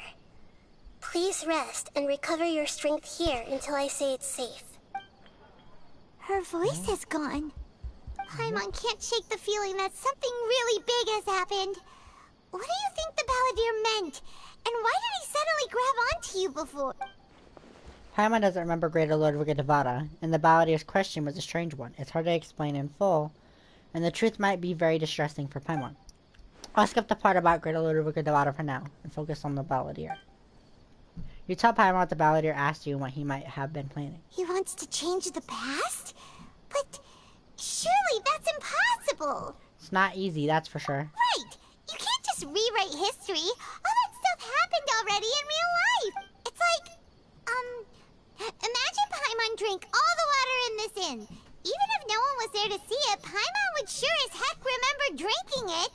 Yeah, great example. So, why does Paimon still have a bad feeling about this? Paimon can't help but feel scared about what he might do. I wish we could tell her, but we can't. It's gonna interfere with Greater Lord Vigadavada's wishes. Oh, Paimon's so confused. Maybe he wants to erase himself from history. Paimon, are you okay? Sorry, Paimon accidentally... It's the Balladeer's fault for causing Paimon all this mental stress. But erasing yourself from history? It's unthinkable. Is that really possible in Irminsul? Not necessarily, but maybe. I'm just guessing here. Uh-oh. Paimon's head is overheating from trying to understand what he's up to. And it's still not working. I mean, I know what he's up to.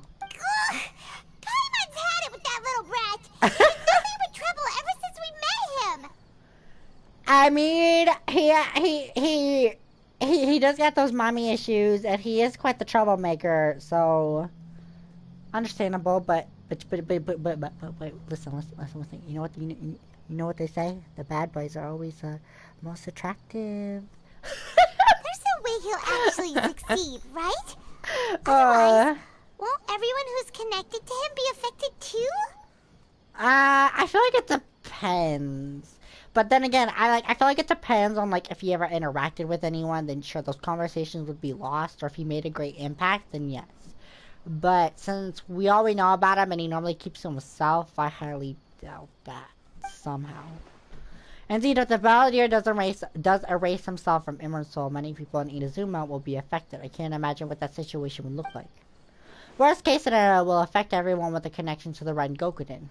Kazuha, Ayaka, Ayato. Will this mean that they'll disappear? No, I highly doubt that. There's nothing we can do about it at this point. I'd hate that! If you got Ayaka and any Ayato would ideas just on what we disappear should in do the thin air. Seems like now there's nothing left for us to do but to go to sleep. But Paimon's still so worried. Paimon won't be able to sleep a wink tonight.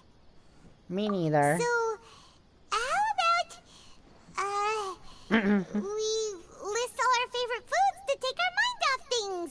Heck, if that doesn't work, Paimon's probably gonna collapse of anxiety here. Alright, Paimon will start. First dish.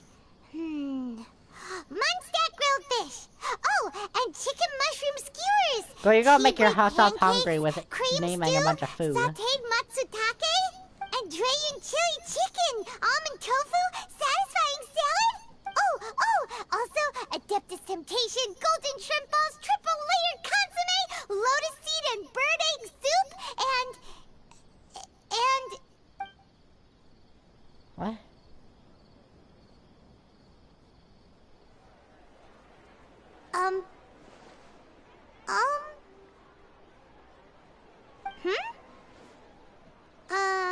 Paimon, what's wrong?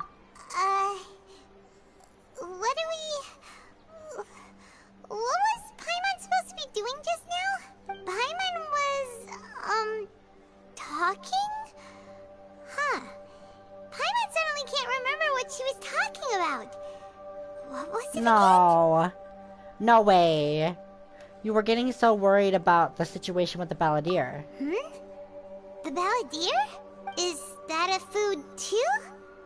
Huh. Oh my Weird god. name, though. He actually did it. Paimon doesn't remember the Balladeer. That must mean he actually pulled it off. But how did he have that ability? This doesn't make sense. What's wrong? Your eyes are like saucers. Was it something Paimon said? No, it's nothing. So, the Balladeer. Is that someone's name? 'Cause it sounds like a nickname or something. Oh no. So that means Paimon is from here then, right?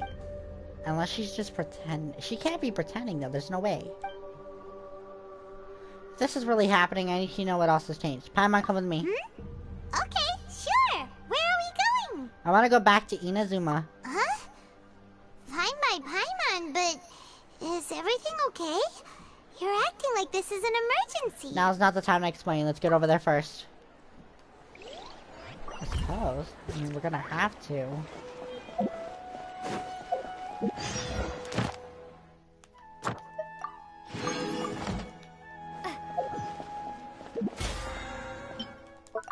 One second. I want to change my element real quick. Let's go to the statue and then I'll teleport to Inazuma. There's no way I'm walking all the way over to the statue. I don't even know how far that is away. It's a lot farther than it looks, trust me, on the map. And then we'll go to the Inazuma. I like how it automatically healed me right off the bat. Resignate with Dendro.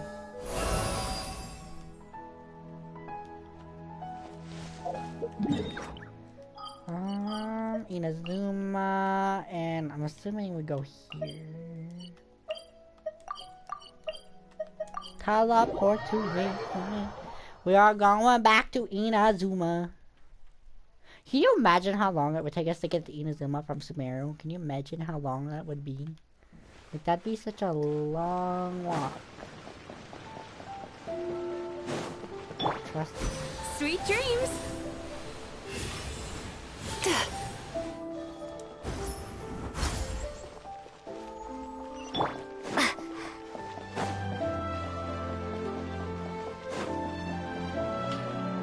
Okay, we are here. We made it to Amanoma Smithy.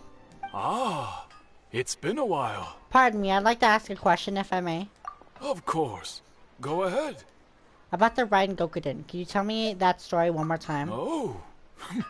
Now there's a question I wasn't expecting. Very well. I'll tell you what I know once more. Okay, thank you. The once renowned Raiden Gokuden, comprised of 5 branches. Aminoma, Futsu, Ishin, Hyakume, and Senju. The art of forging practiced by these 5 clans was first taught to them personally by the almighty Shogun. Over time, the 5 branches diverged from one another as generations of bladesmiths honed and perfected their craft until they became 5 distinct traditions. Most of the great swordsmith clans of old have since fallen into decline, and for a long time, only the Amenoma branch kept its art Okay, alive. so that part's technically still the same. But fortunately, Kaedehara Kazuha recently returned to Inazuma and took up the mantle of the Ishin art. Now, 2 clans remain Didn't that change of then? the original Gokuden 5.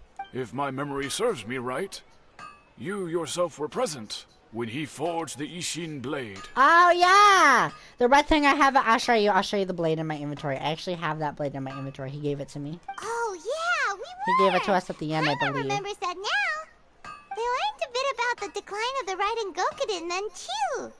It seems like such a shame. What was the reason behind their decline?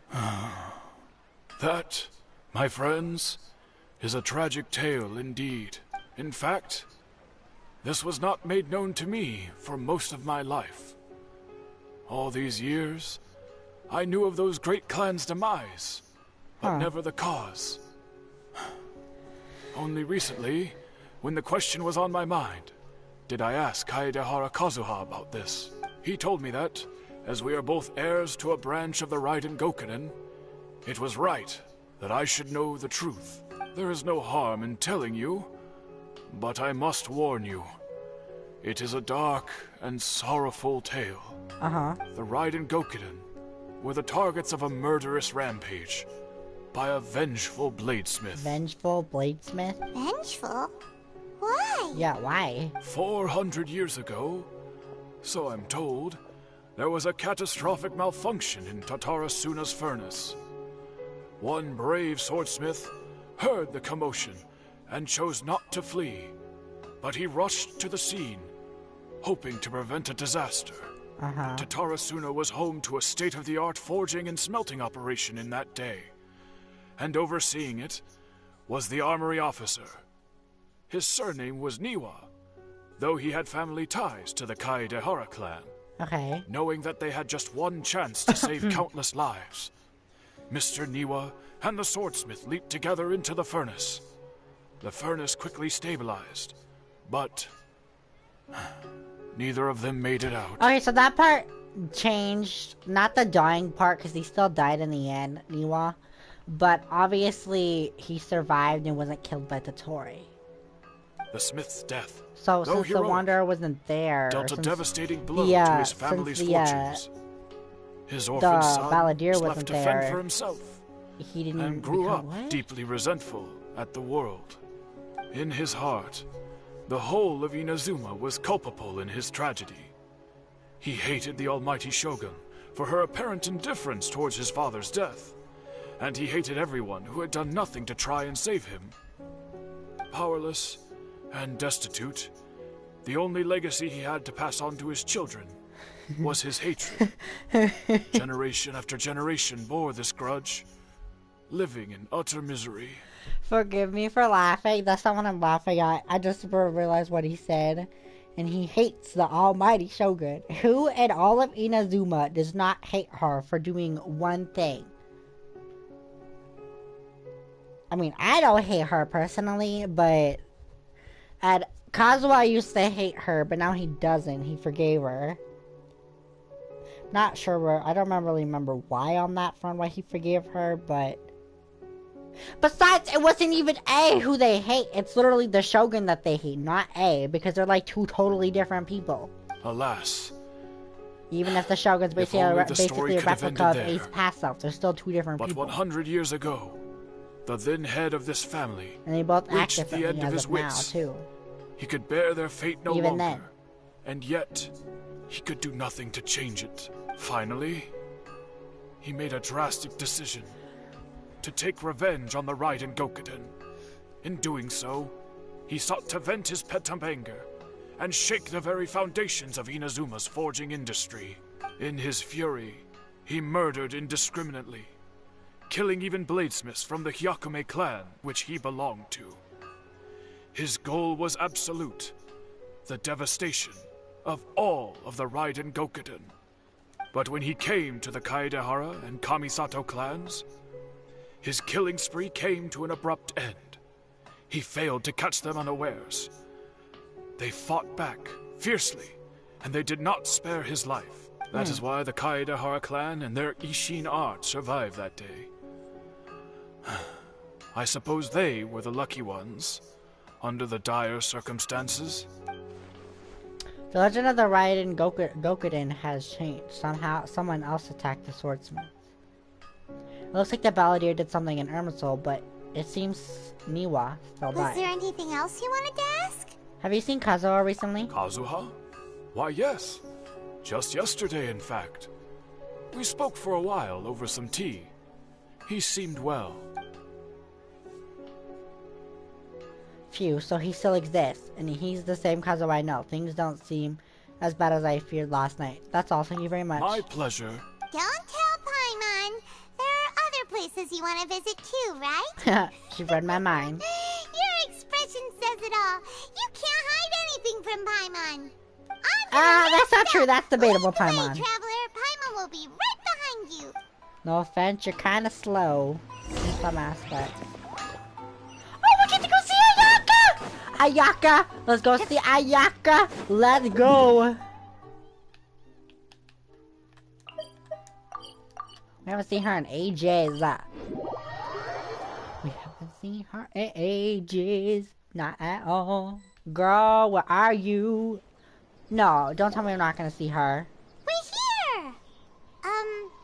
This is the Yashiro Commission's headquarters, so... Traveler! It's been a while. Hello. If you're looking for the Commissioner and Miss Kamisato, I'm afraid your timing is unfortunate. They're not here right now. Are they out on business? The Commissioner is out on business, and Miss Kamisato is standing in for some meetings in the Commissioner's place. If it's urgent, you're welcome to wait inside until they get back. What do you think? Shall we go in? Thank you, we'll take you up on that offer. Can we take a walk in the courtyard? If it were anyone else, I couldn't allow it. But seeing as you're so close with the Commissioner and Miss Kamisato, I think it should be okay. Well, I better be. We're there. besties. We're besties. You can't tear me away from my bestie. Hello, dears. Is there something you want to say? Ma'am, can I ask you a couple of questions? Of course, traveler. Yes, I know who you are. Miss Kamisato has told me about you. What would you like to know? How are the Commissioner and Miss Kamisato these days? Oh, they're both very well indeed. Lately, Miss Kamisato has been rather busy attending all kinds of meetings and occasionally paying visits to some local organizations on the Commissioner's behalf. As for the Commissioner himself, well, you know. Busy as ever. That much hasn't changed. Although, he does seem to be in a rather good mood these days. So pretty much business as usual on the Yashiro Commission, huh? Very much. Ayato is still the Yashiro Commissioner. Ayaka is still the Lady of the House. No changes there. As far as I can see, nothing's changed in the Yashiro Commission either. I was expecting as much, but it's still a big relief to know that the Kamisato siblings are both safe and well. Well, got any more questions? That's all for now. Many thanks. You're very welcome. In fact, I would love nothing more than for you to come and visit more often. But I'm sure you must be far too busy to have time for that. Wait, so it makes me wonder, since Since, okay, it makes me wonder on this part now that I think about it. If the Balladeer no longer exists here, right? Then who did Yaimiko hand the Gnosis over to? Because obviously we still beat Senora. That part probably hasn't changed. Miss Kamisato talks about you all the time. But then who did she give the Gnosis she to? seems so thrilled to have you as a friend. And she's always saying how talented you are and how much she admires you. Oh. I must say, many things in Inazuma seem to have taken a turn for the better since you arrived here.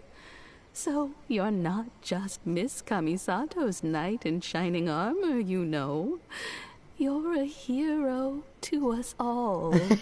I'm flattered. I mean it.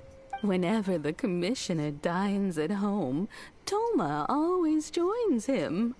I always find myself at my most relaxed when I'm serving the two of them and listening to them chat away. 'Cause they're bros. The commissioner has such a busy schedule that he doesn't always have the chance to take his meals at home. But given the opportunity, he always prefers to dine here. They say it's because Toma's a much better chef than most. Oh, the commissioner is so fond of home comforts. They get to talking about you sometimes too, What? you know. Always with a very fond tone. The way one would talk about dear old friends around whom one can truly be themselves. Miss Kamisato occasionally joins them as well. Whenever the whole family gets together and they start talking about people they've met and experiences they've had, you always get a mention. It's been many years now since the late Mr. and Mrs. Kamisato passed away. Much has happened in the Kamisato clan in that time. As someone who is old and gray enough to have watched their son and daughter grow up, it makes me so happy to see them meet a dependable friend whose company they enjoy so much. So, in the future, if you ever do have the time, please know you are always very welcome at the Yashiro Commission headquarters. There will always be at least one old lady who would be delighted to have the pleasure of your company. Thank you very much. I will visit again. Thank you. The people of Kamisato clan are very dear friends to me. Wonderful. Thank you. Hi, So Mom. nice. Here too. Also, you were saying something about the food here being really great. Paimon's itching to try it. We may just have to invite ourselves around for dinner sometime. Paimon meant we should come pay a visit again real soon. Always food on your Ideally mind, around dinner girl. time. Girl. She's hungrier than a freaking, I don't know of analogy. I don't know what analogy to use. Of course. You're always welcome. Alright, goodbye for now. Where are we going next? Taratsuna. Great! Goodbye, ma'am. Wait, Don't what? worry, we'll see ourselves out. All right, then. Take care now. Hope to see you soon. Let me guess. I'm going to go visit Goro. Are you two leaving already? He sounds so sad to hear us go. Everything's taken care of now. Don't worry. Very well. Safe travels. Goodbye. Yeah, but now we missed the Yaka. I think I actually have been to Taratsuna. Let's find out. Oh, I have! It's the place where the resistance was once held. Okay. I was like so confused. I was like, I've never been there. I actually have though.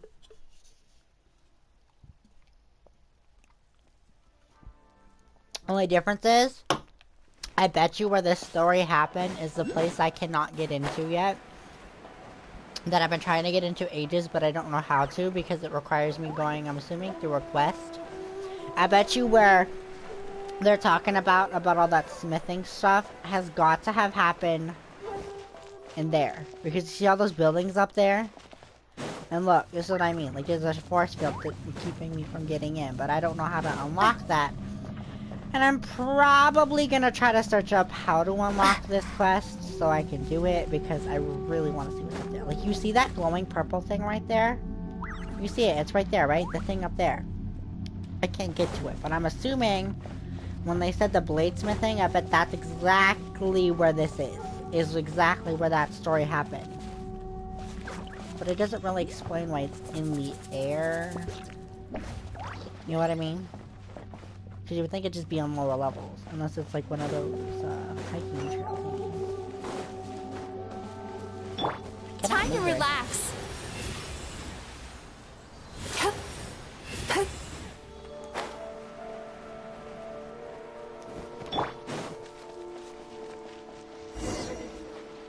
Talk to who? I was a Fontaine person. Company? What kind of person comes to a place like this and just spaces out? Let's find out. Come on, let's ask this guy. Hey, I wasn't spacing out. I was pondering some problems. Uh-huh. Sure. Sure you were. She agrees with me. You were a million miles away. Why are you making fun of me? I told you I wasn't spacing out. I was ruminating on some problems. Technological, environmental, and so forth. This is Tatarasuna, after all. Like I said. Sure.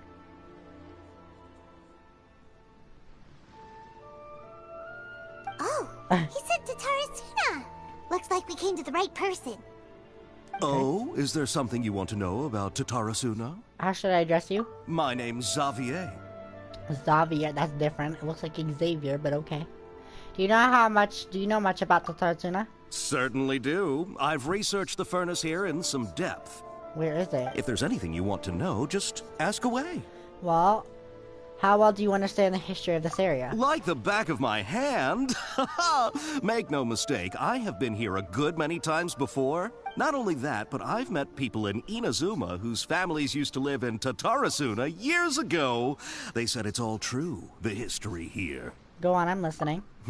Oh, well, it's a long story, don't you know? The tale of Tatarasuna starts a long time ago.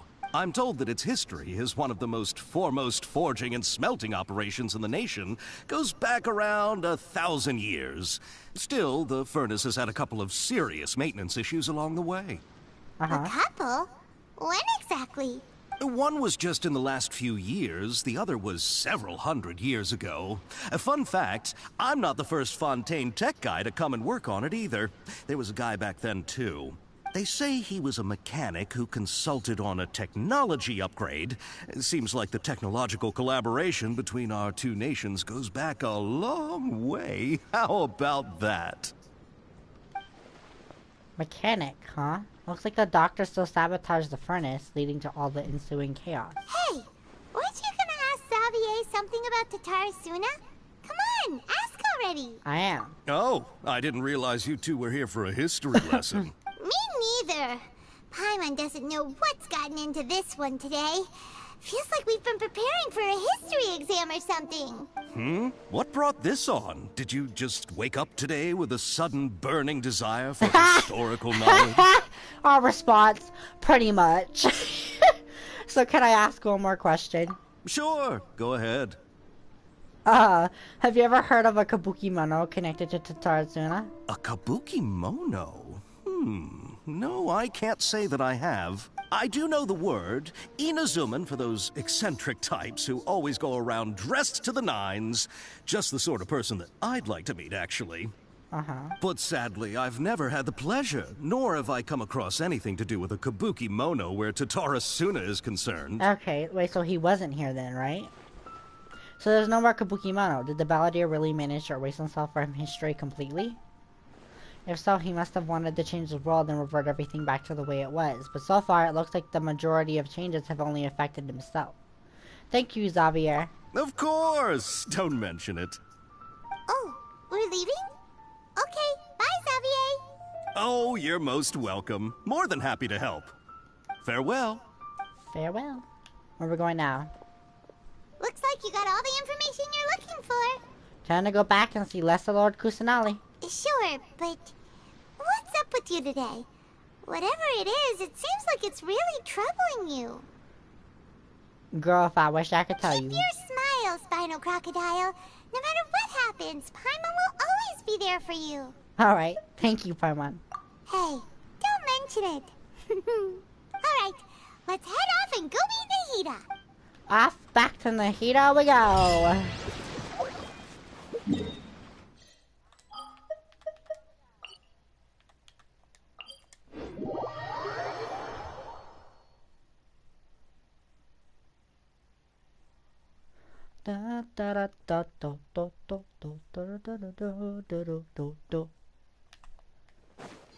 It's not Christmas, but I don't care.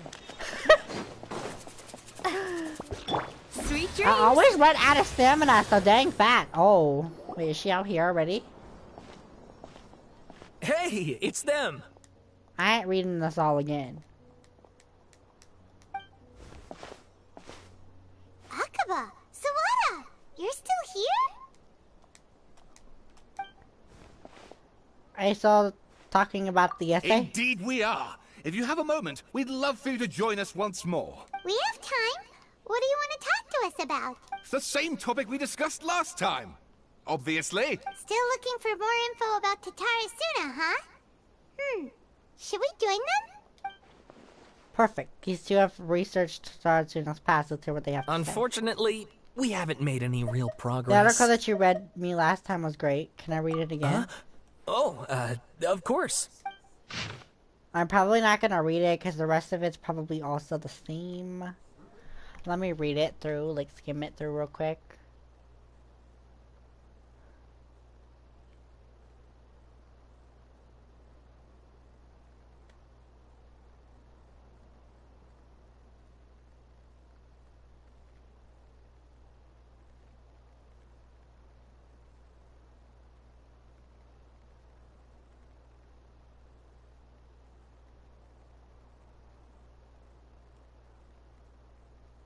That's also the same. Right here. Oh, the yellow. It's highlighted in yellow. It changed. Okay. A great many of these rumors revolved around the yokai who were so very characteristic of Inazuma's folk histories. A very small portion, however, mentioned the word outsider. It should be known that the appearance of such a character who is suspected to be based on a real person is a very curious case. This fact drew the attention of the researchers to delve further, and eventually the following pieces of information came to light. A foreign mechanic once visited Taratsuno. Reportedly, the reason for his immigration was to exchange knowledge and forge ties with the locals. However, the mechanic seemed to behave suspiciously, often wandering around essential or restricted areas, and if someone tried to turn him away, they would only earn incomprehensible mumbles from his lips. One that is totally creepy. The mechanic often stared into the furnace, seemingly to check on its condition. Unsettlingly, he also spent a substantial amount of time watching the local residents. That's also creepy. Can you imagine that? Can you imagine just, like, going about your day and someone just, like, standing to the side, just staring at you? Like, just looking at you at every single thing you're doing. That would be freaking absolutely terrifying.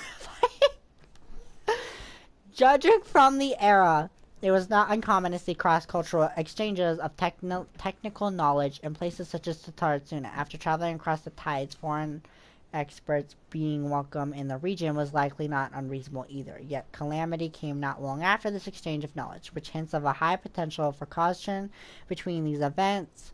However, some current residents believe that their assumptions were merely the results of their forebears' overactive imaginations attempting to theorize how things actually unfold.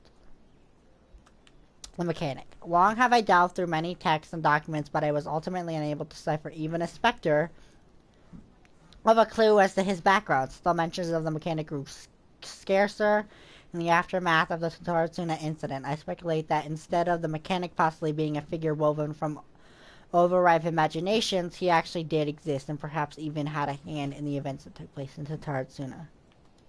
I presume you'll want to read mine as well. Here. How much of yours changed?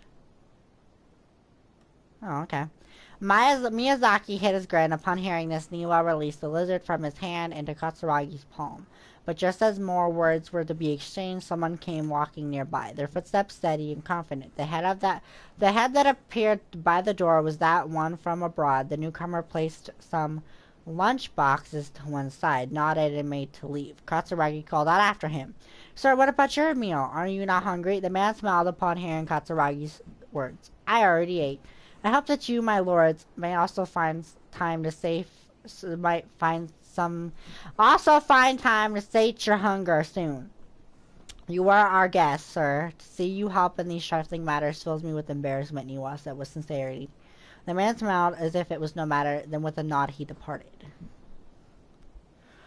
Like a falling sphere, the black cloud reached the bottom of the boat and was joined in its bereftness of direction. Like a charging beast, they plunged into the shoreline. Scant steps away, the mechanic laughed, slowly approaching the grand wreck. Not but half an arm was left of the one who had cried out for help, and with a plop it landed at the mechanic's feet, who crouched to better study the object, straining against the urge to take a bite.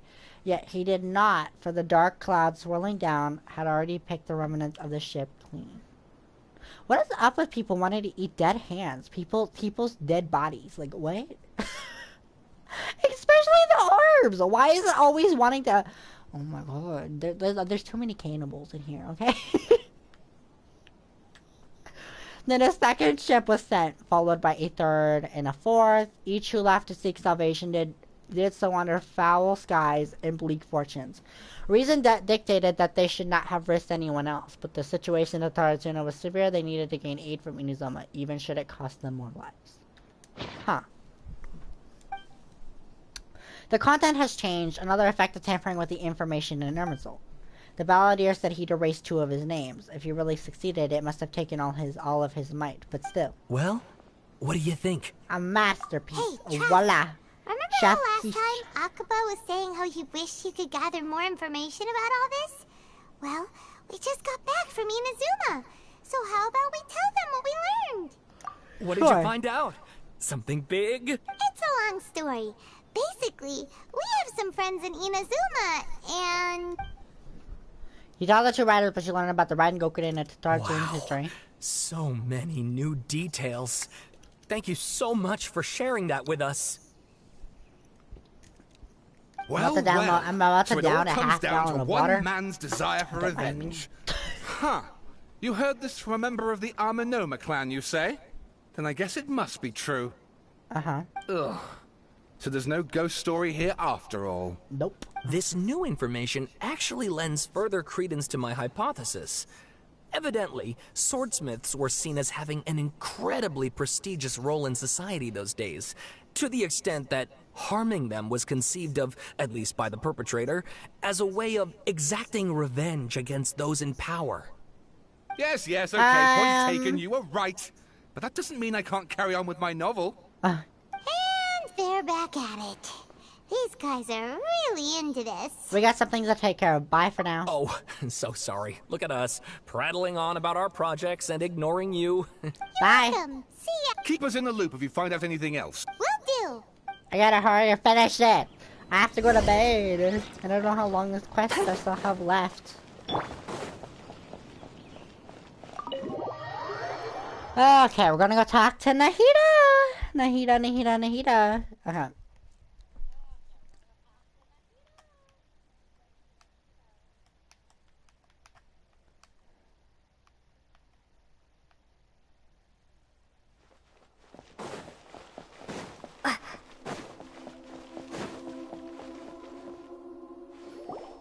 Nahida, we're here! Traveler, Paimon, how have you been? Ugh, where to start?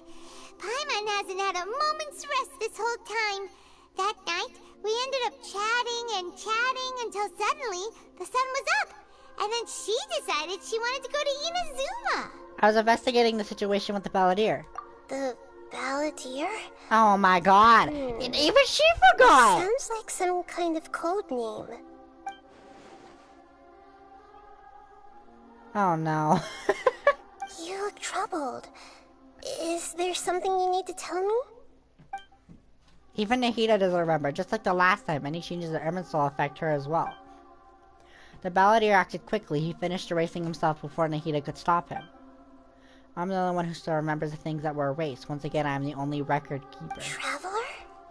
Hey, what's wrong? You look so upset. There are things that have happened that only I can remember. I have to tell you the truth. With a heavy heart, you piece back together the story that was broken and scattered across time.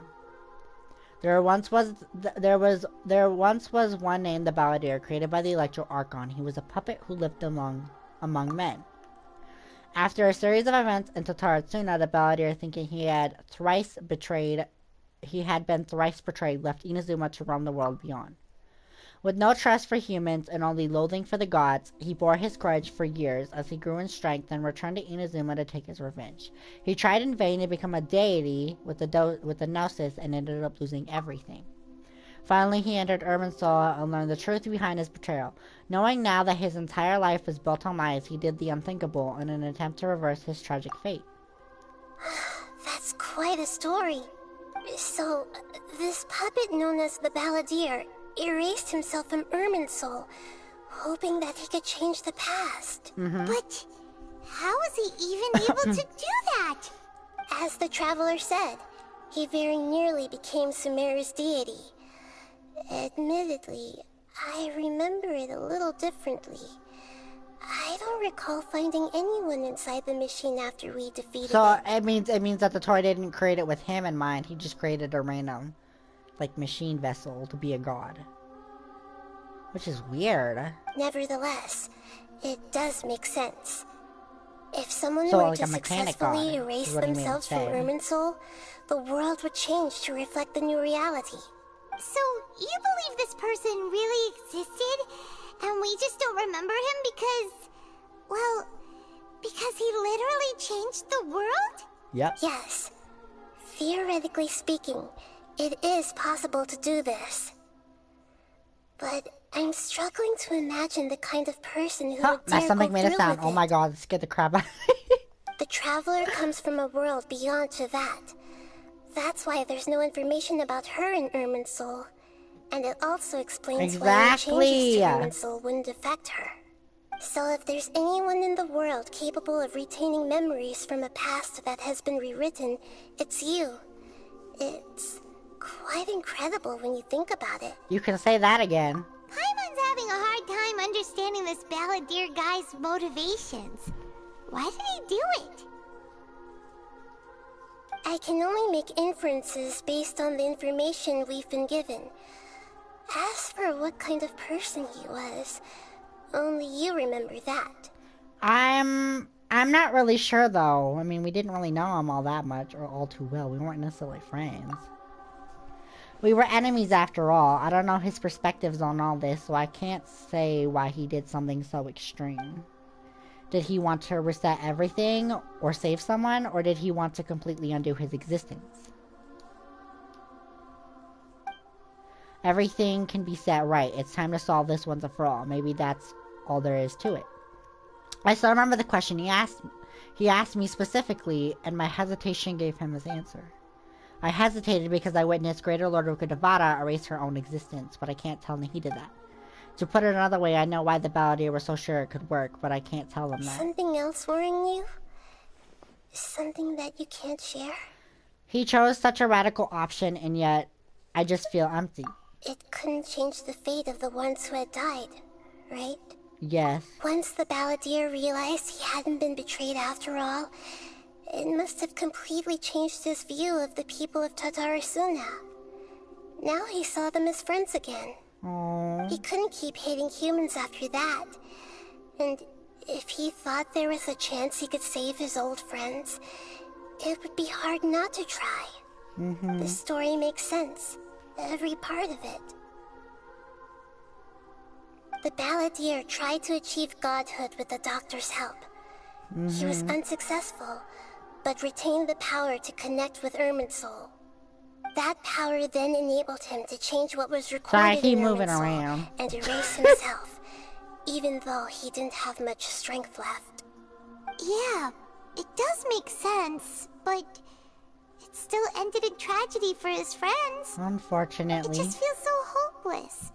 He gave everything to do this, but it seems like he got nothing in return. Yeah, he changed the world in many ways, and yet the dead still didn't get a second chance. Those fated to a tragic end could not be saved. What exactly did he want to fight back against? The betrayals in his life, or did he wish he'd never existed at all? Please wait a moment. I want to check something. Found it. This should be the one. What is that? It turns out that I have a strange way of confirming everything she has told us. What is it? A record from a personal collection. It was tucked away in a corner. You should take a look. Wait, she just pulled this out of her head? Is this a fairy tale? Who wrote it? This matches everything I said. I authored this record myself. Huh? You wrote a fairy tale that somehow has something to do with the Balladeer? When combined with the Traveler's narrative, it's clear that this story is an allegory. Everything in it is a symbol for something else. Hold on. So this record survived from the past? Uh-huh. Yes. The way she Any says it, the way she information about said the it made it Balladeer sound so or the weird. Kabuki Mono and other records will have been changed. But I wrote this story in a way that means it was left intact. Changing the information in Irminsul changes to that. But Irminsul can't change information that was well hidden in advance. I guess I must have written this story as a backup before the So Balladeer smart, entered Nahida. Irminsul. You go, girl. That's incredible! What a great idea! And sending the Traveler into Irminsul with the Balladeer must have been a further precaution. I knew she'd remember everything. This story is abstract enough that it still resonates with the present information recorded in Irminsul. But if we connect all the different pieces together, the true story that emerges is the one she told us. The now erased life of the Balladeer. So we're gonna hear this fairy tale? Yep. There was once a lone monster draped in fox fur. The monster found a family of foxes, joined them, and they became friends. The monster lived with the family day and night, and everyone treated it as one of their own. Once in a while, the monster would take off its fox fur at night and lament to itself as it gazed at its reflection in the water. I am a monstrosity, yet they are too foolish to see it. I pity them. But the monster soon found solace when another came to live among the foxes who was not their kin. A kitten, carved from the wood of a white tree, who had been abandoned by the humans. Oh my, what is that thing? The kitten too wished to become a fox, but its tail was too slender, and it could not grow a coat of richly colored fur. Yet when the other foxes saw this, they spoke words of comfort to the kitten. Even without a tail and fur like ours, you are still one of us. Oh. Furious at this happy resolution, the monster lit a fire on the mountain. The terrified animals panicked as the fire spread. The only way to extinguish the flames was to make a sacrifice. A gray fox stood up and addressed the monster. It said, "You are the cleverest among us. Surely you can help us find a way to solve this." The monster smiled, led the fox toward the fire, and murdered it. The gray fox's heart was turned into a beautiful drop of water, clear, spotless, and pure. The monster gave the heart of water to the kitten, telling him, "The foxes I hate this decided. monster because it's only got one eyeball. You are the one who must be sacrificed. Take this, quench the flames, That's and so die creepy. for your fox kin." Oh, he's crying! The fire was extinguished, but the kitten lived. It left that side of the mountain and found a little bird who had a broken wing. Aww. The two promised they would spend their whole lives Oh, I've together. never had this one, have I? But the little bird did not have long left to live. It passed away soon after. Oh. After burying the bird, the kitten left the mountain for good. Never again would it cherish a single creature, nor a single blade of grass that stood on that mountain. The kitten spent the nights wandering aimlessly, gnashing its teeth at the moon. How it wished to swallow the moon and devour the moonlight. If the world could only return to darkness, then it would finally be peaceful and content. I will become the new moon, the answer to everything. Cool. Then, that there were once birds, foxes, and cats in this world, and no one can know that they were different. I'll take a screenshot.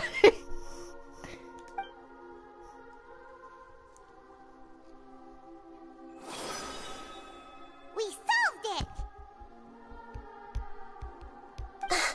it! Me and Nahida solved it, girl. You ain't do nothing. I remember now. So what do you mean, we? This is not just the Balladeer story. I'm joking. It's It is fine. his You can very take credit own to him, I memories. suppose. I'm to become a god. He was experimented on and modified countless times. It was brutal torture, and the only reason he was able to survive is that he was a puppet. Oh. This memory was extracted from him by the scholars. Presumably, they kept it to have something to defend themselves with. Creating a deity was just the first step. Some of them wanted to be able to control it. That's why they backed up his memory for later use. I buried it deep inside one of my own dreams, and then hid it inside an allegorical story so that it wouldn't be altered. It's hard to believe that this person really existed, let alone that he tried to get rid of us on more than one occasion. Yep, that's exactly what I said. Paimon has no memory of him at all. He completely vanished like a puff of smoke. The Balladeer agreed to help me look for information about the Descenders, and although he was unsuccessful, he still helped you. Before he vanished, he confirmed an important detail, that Conria was where your twin first came into this world. Mm-hmm.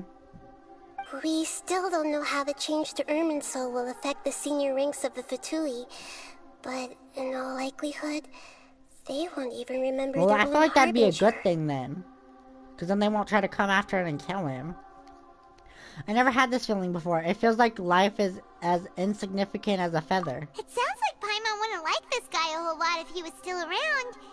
But still, Paimon doesn't like the way it all ended that much better. This is why wisdom alone cannot answer all our questions. We look, we see, and we comprehend, but the question still troubles us. So the answer is not everything.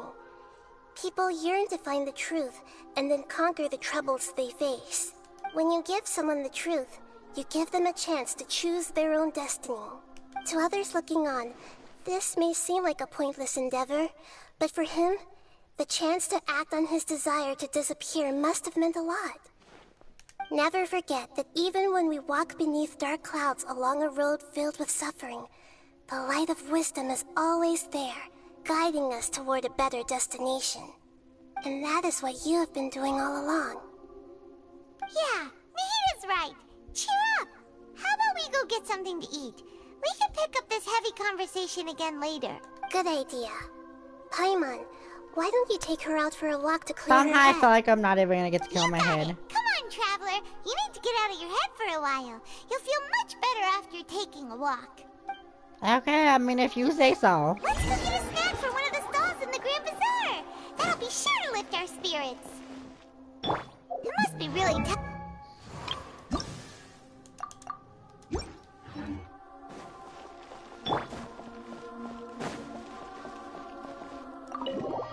The Grand Bazaar. Oh, you mean where like Nilo likes to perform and whatnot? Okay. What time is it? It's almost 1 o'clock in the morning. Oh, I'm pretty sure I can feel like it's getting closer and closer to the end. So, I feel like I'm almost there. I am not reading the story. If they give it to me at the end, I'll just be like, here, I'll leave it on here for like a little bit. If you have to, pause the video and read. I don't know how much more reading I could take from that. Especially when I've read it twice. It almost made me read it 3 different times, too. Can I just jump?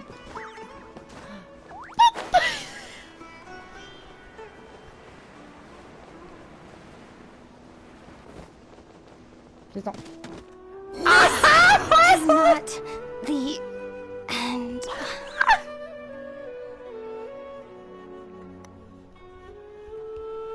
I did not just do that. Oh my god. Oh my oh my mother freaking god. I just killed her. I just killed her. Oh no. I'm so sorry, Lumine. I didn't mean to. It wasn't me. It wasn't me. That's all I gotta say. It wasn't me. It wasn't me. I didn't kill her. I didn't kill her. There's no proof.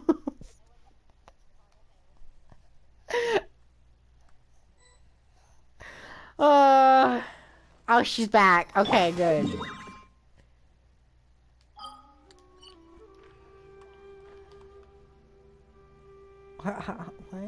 What? How do I get there?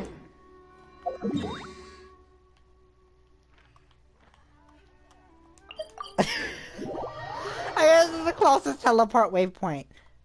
So, I can't believe I just did that. I can't. You think I would learn to, like, not just completely fall?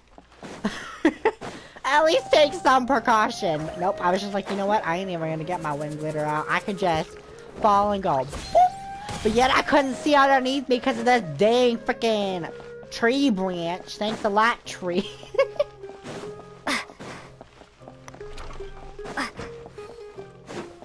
It's totally the tree's fault. It's not, but no one needs to know that. Where am I going? Am I supposed to go up here, or? Girl. Ow, I see.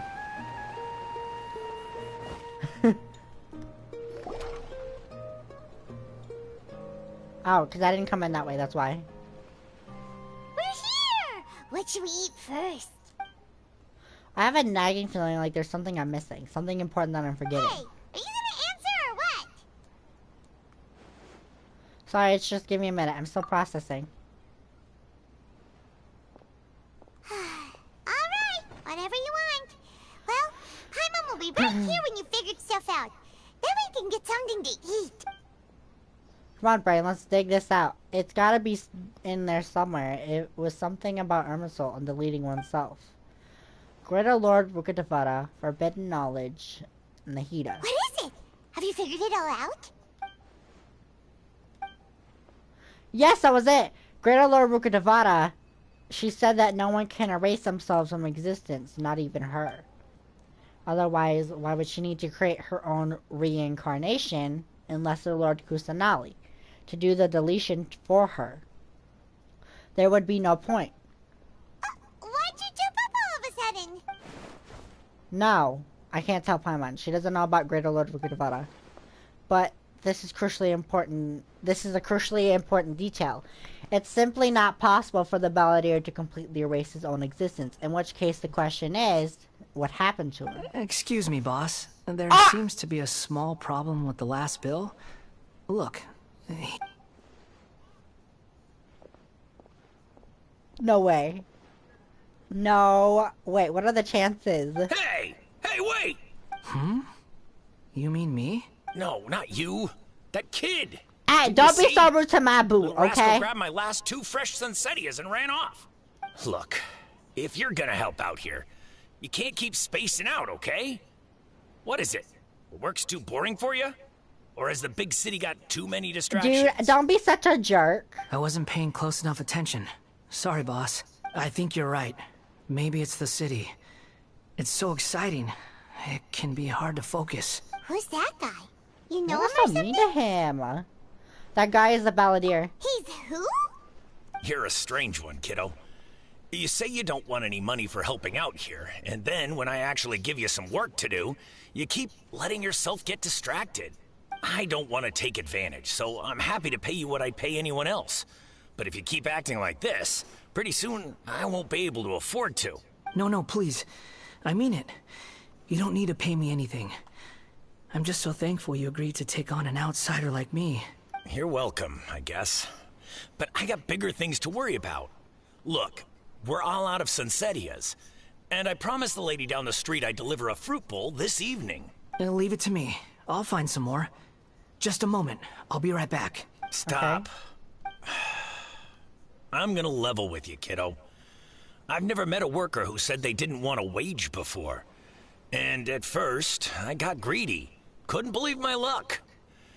But I figured you'd start asking for something in return eventually. You don't want money. You don't take days off. And in your free time, all I see you do is wander around, taking in the sights. Are you a drifter or something? That's right, I am. Oh, he's a wanderer. We can talk more about that later. First, let me get those fruits you needed. Sunsetias, was it? I'll be right back. Hey, what do we do now? Let's follow him. Okay, stay out of sight. Don't let him see you. I'm pretty sure you're the one he has to worry about, Paimon, because you're the one floating. I'm the one walking. I can crouch. How are you supposed to crouch? By flying lower? She's probably like, hey, don't hate on me flying. Flying is serious business. That's exactly what she would say, though. She always gets defensive whenever you point anything out. Just saying. Then again, who wouldn't? Maybe he's out of sight. I haven't even hit. What?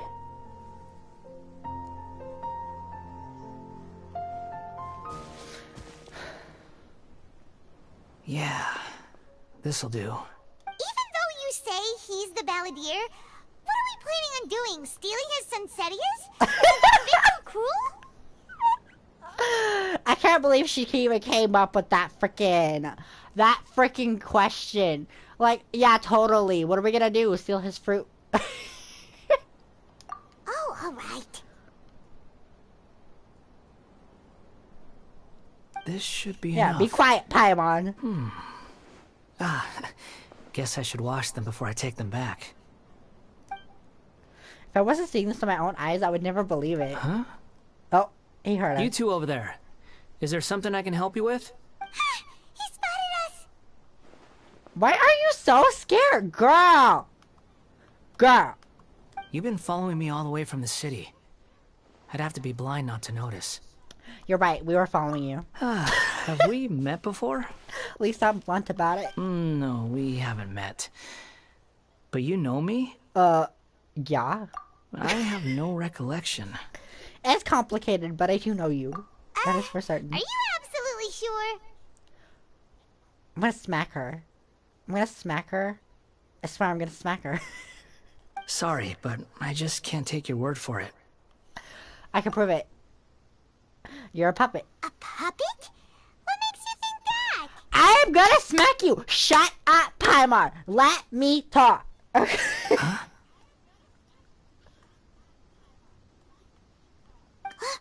You were right! The look on his face! I can't with her. I can't with her, please. I guess you do know me after all. That is not something I share with a lot of people. Look, I'm just a wanderer. But seeing as you've gone through all this trouble to track me down, I'm sure whatever it is must be important. There's somewhere I want to take you. Okay, but please let me deliver these goods to my boss first. I mean, that's fine. Are you really working for that guy? He said you don't want any more for it. Is that true? Yes, I ran into him out in the wilderness during a storm, and he let me take shelter in his cart.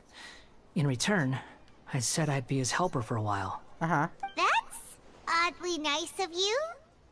Let me take these back. Then I'll come with you, okay? Alright. Then let's return to the city. Like, I love you, Paimon, but for the love of Pete's sake. One second. I'm gonna finish it. Shut up!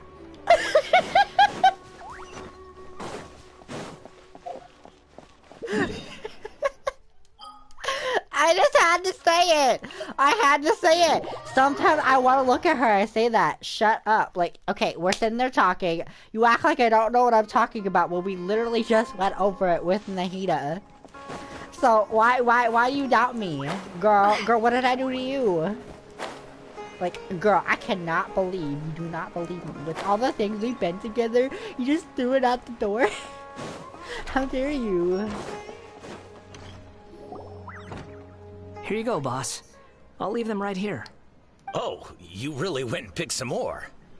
Who are these two? She's not my best friend no more. She betrayed me. She betrayed my trust. She don't believe me no more. Something's come up. I bet she'd be like, and oh, you for need the to love borrow of me. Pete, they get over it. Sorry, Traveler. boss. I'm afraid I'll be Nah, away from the I'm stall good. for a while. But yeah, we're traveling Paimon. I was just about to pay you anyway. Go wherever you want, kid. Don't waste your time here. I don't like this dude. What? I get it, okay? You just wanted to help me out, to thank me for giving you shelter from the rain that day. Even then, I don't understand why you're so adamant that you don't want any pay for it. But look, it was pouring down, and there you were, sauntering along without a care in the world. Like you had nowhere to be, and didn't even care that it was raining. Imagine you were me for a second. It's a little weird, right? Why is this guy traveling during a rainstorm if he's not trying to get somewhere? Why is he taking a shortcut through an open country and not even in a hurry? But anyway, Ready taking you for in him. didn't put He's me too out slow even at talking. slightly. You don't owe me a thing for it. Certainly not all this. Your time is valuable. You know, you should go live your life. That's debatable for him. He's over 500 years old. But I don't... He's immortal. He can't really die.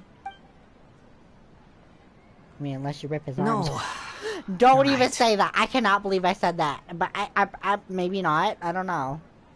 Then I suppose this is where we say goodbye. Thank you again for taking me into the city. What's that? I highly doubt someone's just gonna come up to him and be like, boy, give me those arms. Those arms are mine now. Oh, and give me those legs. You don't need to walk no more. You could just crawl around on your hand. Don't mention it, kiddo. Nah. I've run into all kinds of characters over the years. I just hope you find your path. Thank you. All right, done. Oh, for no. waiting for me. I have another joke. We can go now. Boy, give me those arms. I'm so hungry. I could just eat them. Because of all the people. The story of the Dottorre tuna, no matter how it changes, always about someone trying to want to bite someone's arms. Stop eating hands and arms, people. Go for something else. Like, what do you gotta eat? Why do you gotta eat freaking flesh? It's so gross. Like, what is up with the cannibalism in this story?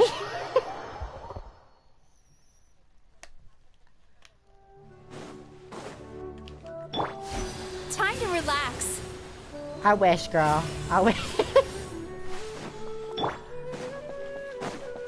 Okay, I can feel it. We're almost at the end. Come on. Let's go.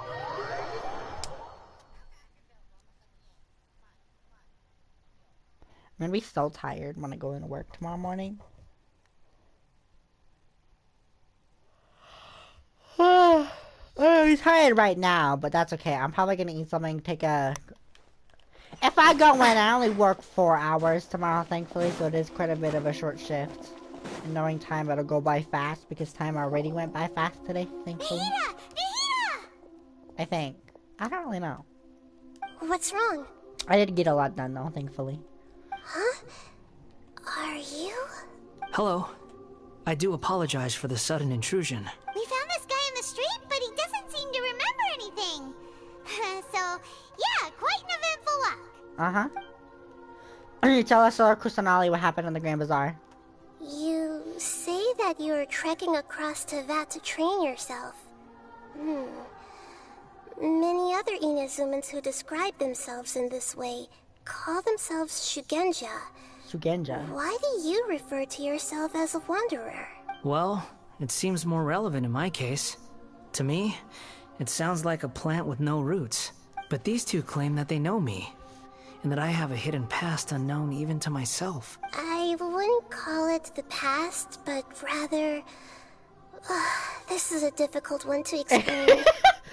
It's okay, girl, I understand. I don't like to rely on using terms like this often, But in your case, it seems that it ought to be called, previous incarnation. Yeah, that sounds pretty much correct and right.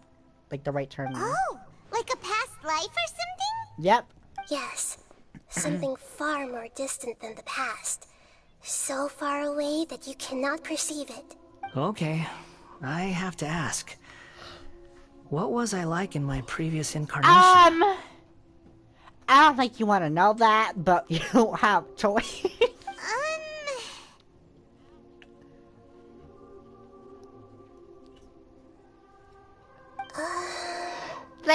They, oh my god. Oh my god. Oh my god. Oh my god. Oh my god. Oh my god.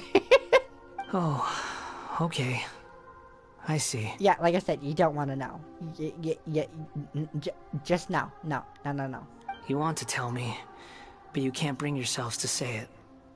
Looks like I didn't have the most wonderful existence in my previous incarnation. How do you tell someone, how do you look someone in the face and be like, oh, your past self was just the only way I can describe your past self. Totally and undesirably evil. Just totally, truly evil. Psychopathic. Maniac. Mommy issued puppet. And that's mean to say, but knowing the Traveler and Paimon, they would say that. If they really realized they hated them. Is Paimon gonna remember too, or no? We're just trying to think where to start. Exactly. If it's that difficult to talk about, I have no doubt it will be just as difficult to hear. Yeah, pretty much. But I'll be able to handle it. Please, tell me the truth. Are you sure about that? Is truth something you care a lot about? Yes. Then I'll be straight with you. In your previous incarnation, you did Yep. many things Yep. that would be Yep. considered Yep. evil. You nearly died because of what other people did. And that's many so died sad, because though. of you. As a non-human being, you hated gods and humans alike. You drifted from place to place, never able to settle, even where you found status and identity. You adamantly believed that you were missing a heart. Actions rooted in persistence sometimes bear bitter fruit. Sometimes, you have to let parts of yourself go, or you'll never be happy. Nikita tells the Wanderer about his past. I gave everything I had, but it barely changed history at all. In terms of the outcome alone, Yep. that's true. Pretty much. I don't think I can judge everything I've heard purely in terms of right and wrong. Each choice a person makes belongs to a specific place and time, a chain of cause and effect, a cycle of karma and consequence. That is the nature of truth. If one thing is right, its opposite must be wrong. And yet, dichotomies like this are not enough to explain the world in all of its complexity. It seems like my previous incarnation wasn't the most likable individual. We're not trying to hurt your feelings or anything, No. but yeah, we weren't your biggest fans. We were each other's enemies. If we were enemies, why are you trying to help me find the truth? This is so frustrating! This guy's supposed to be our arch enemy, but now he's just some random stranger we met on the street! He's got so much to answer for, but we can't make him talk because he doesn't remember anything. What a weird situation. Lesser Lord Kusanali, as the god of wisdom, I trust that everything you told me must be true. Yes, it's all true. I can even show you the memories themselves, if you're willing. Please, I want to see them for myself. I want to experience my own transgressions. Even though it will cause your present self great mental anguish? I'm just a puppet. Oh, wait, with wait, no what? heart and no name. There is Mental nothing in this anguish. world for me to cling to fill the void within me. Except maybe these sins that can never be undone. Very well. As you wish. Wait, shouldn't we go with him? This one's kind of on us for bringing him here. Don't worry. Much. Whatever danger I might face, it's my burden to bear. Traveler, could I ask you to supervise him on my behalf? That is perfectly fine with me. Oh, good point. Given your unique situation, we'd better keep an eye on you. Understood. Thank you. At least he didn't hurt us away this time. I am ready, girl. Enter the memory. I'm assuming this thing. Here we go! Judging by how I need a specific party level, I'm assuming I'm gonna have to fight something.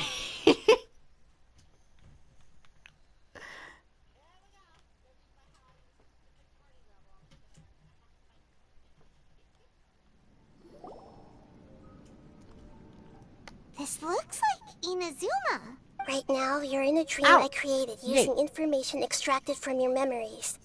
These memories will show you the raw truth, but be aware that enemies may react just like in the real world. Please be careful. Sounds like an immersive experience. It's a good thing we came along. Uh-huh. You don't need to do this for me. I don't deserve your protection. Boy, shut up. We never give up halfway. Exactly. Besides, once, just because we're enemies does not mean I want you dead. Okay? Or hurt. And now we're just fine. Now we're just finishing the job. All right. Thanks. No problemo. Wanderer, this is the Shake Pavilion. In your Balladeer incarnation, this is where the Electro Archon placed you after your creation. You had a great many memories here. Is that because this is kind of like his birthplace? You could say that, in a sense.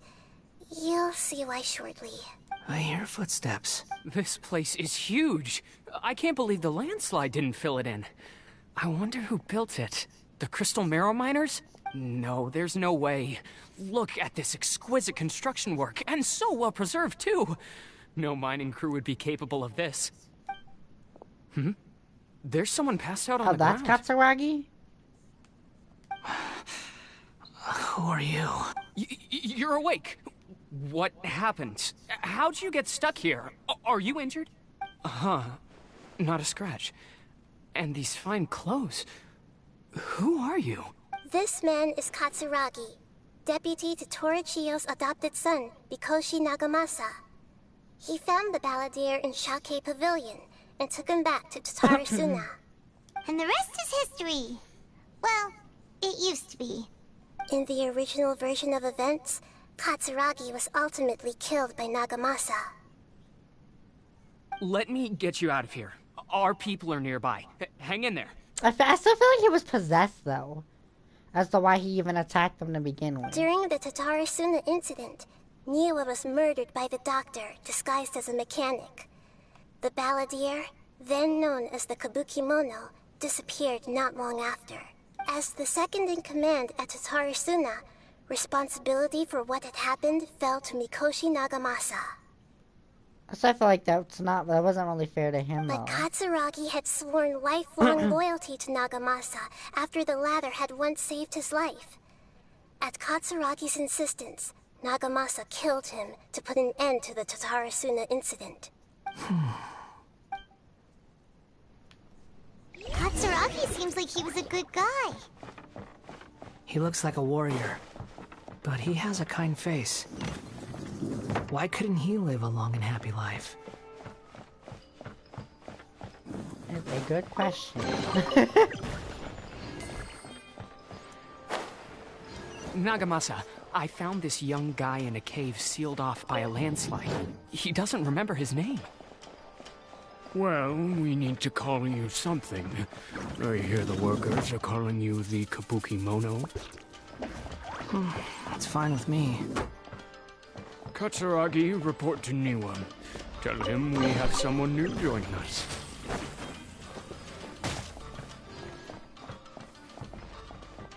I'm so confused. What is this labyrinth? Huh?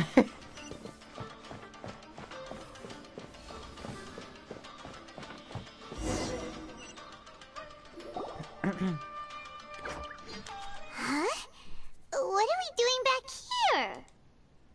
I hear voices. Whoa, this is where you were born?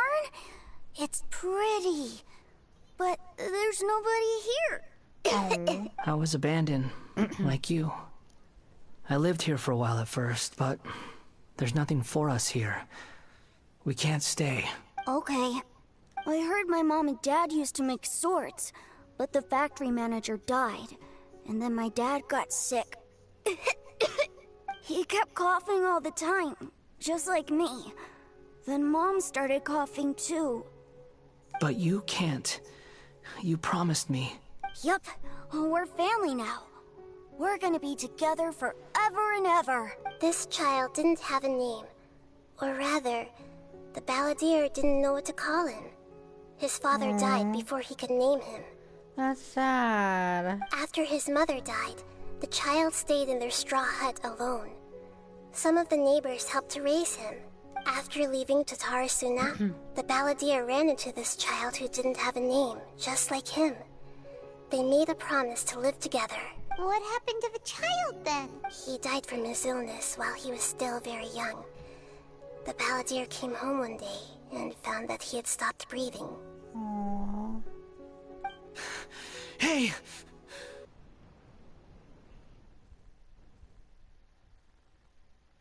Okay. I see. I was like so confused on what happened. My thing was just being incredibly difficult for some reason. I'm so glad I didn't do anything. I was about to. I'm not restarting that all over again. What are we doing back here? Okay, I'm gonna skip this since you already heard this. Abandoned. Okay. But as the reason I said no way she actually showed up is because she actually did. The Raiden Shogun was showing. After leaving, what happened to I'm gonna skip it. I'm gonna skip it. I'm sorry. Hey. I'm sorry. Keep going. What's wrong? Say something!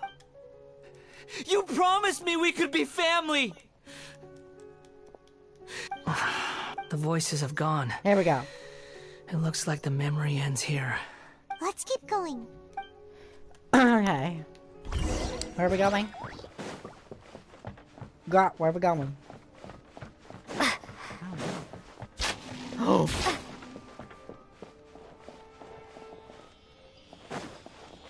Where are we going now?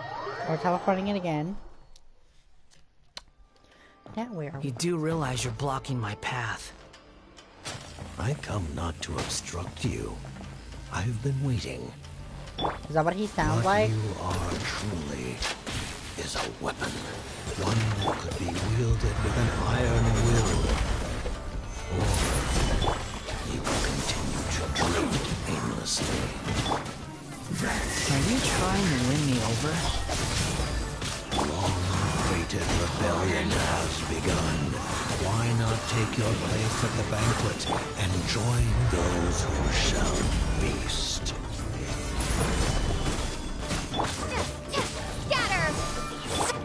Speed of light! Sweet dreams!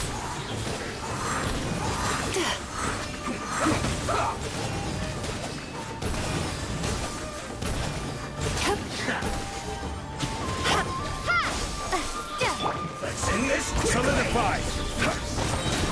Order guide you. Bad dreams be gone!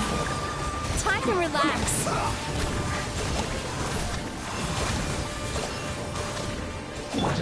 With sword comes shadow. Incoming! Hey!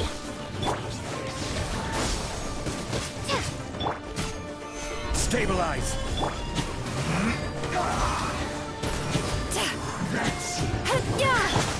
Don't blink! Propagate!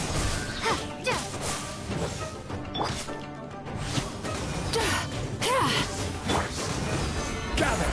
Let's end this quickly. Hey!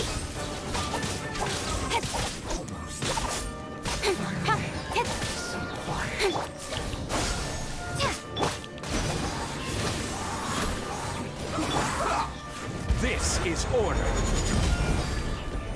Solidify. Terminate!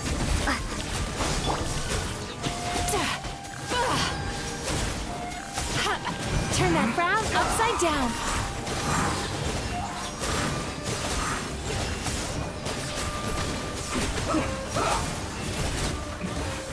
This isn't good.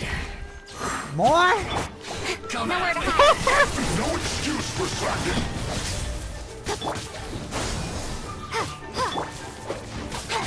Go on. Give me a Gotcha! Tachan, let's go! Can't run! No slacking off! I will have order. Speed of light.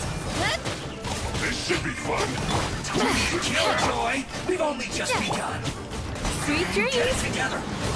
Propagate. Put your fat into it! Cut to the chase. This is order. Can't run. Well, that all you got? Don't be a killjoy. Turn that frown upside down. Not breaking a sweat! Speed of light. My work! I see through you. Don't be a killjoy. We've only just begun. Crumble! That all you got? Time to relax. Cast your worries to the wind. Order guide you, killjoy. Looks like I went too far. Oh, I got some fruit. Cool. Okay.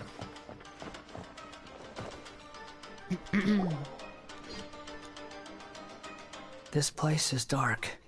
Paimon knows this place. It's the Delusion Factory in Inazuma. In the original version of events, the Traveler once encountered the Balladeer here. Such a creepy atmosphere. And so familiar. Mm-hmm. I remember this. It was an unsettling place. Hey, look over there. Well, well, my fair lady. I Is never this saw rundown this. factory and these incompetent fools all for me? Wow. You shouldn't have. Huh. What do you have to gain from belittling your subordinates? You might not want to admit it, but you are a part of this plan. Perhaps you find fighting in the Abyss to be a more meaningful use of your time? Oh, but of course, even this pales in comparison to being experimented on by the Doctor. They're like insulting each other discreetly. What a sharp tongue you have. Cause she a snake. That's why. It's probably Funny why how she got negotiating killed never seems by to the be your Red strong Shogun. suit. For the In task front of ahead, her. I suggest you keep your true feelings to yourself. Save your breath. I know what I have to do. I'm sure you think so, but I still think you need to hear it. Don't start thinking you're invincible.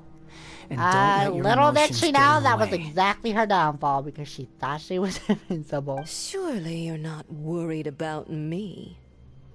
I just can't have you getting in my way. You and Child never fail to find ways to complicate things.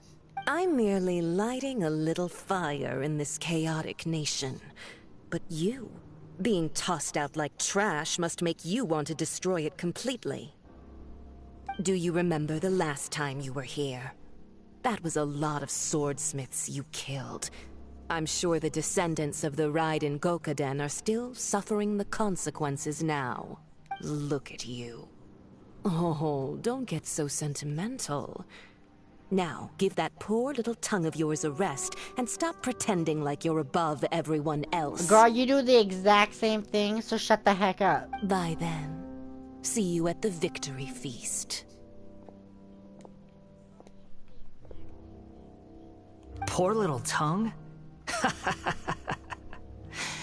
She's playing with fire talking to me like that. Who does she think she is? I can kinda agree with you with that. Forget it. Someone might find me here any minute now. I should prepare to give them a warm welcome. That's what happened. The plot does not end here. There is more of this story to come. Wanderer, are you able to continue?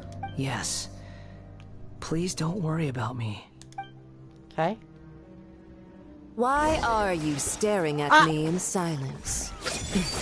Can't you think of a nicer way to express yourself?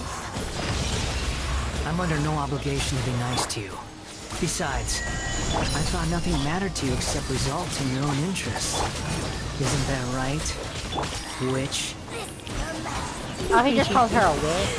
Mother-headed You're Consider the only Crimson number Witch of 6 Embers because or you something can like take that? more abuse than other humans. Girl, come back Do here. you really count that as an asset? You're about as much fun to be around as a raging inferno. But before we murder each other, it'd be best if we finish our duties. Nowhere to hide. Incoming.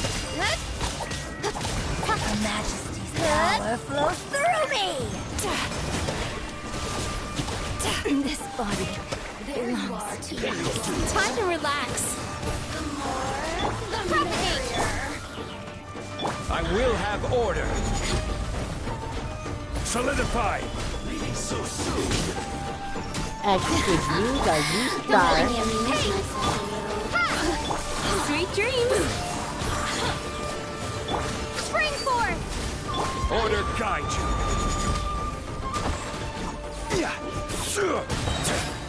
Gather. Propagate. Cut to the chase. Cast your worries to the wind. This is order. Solidify.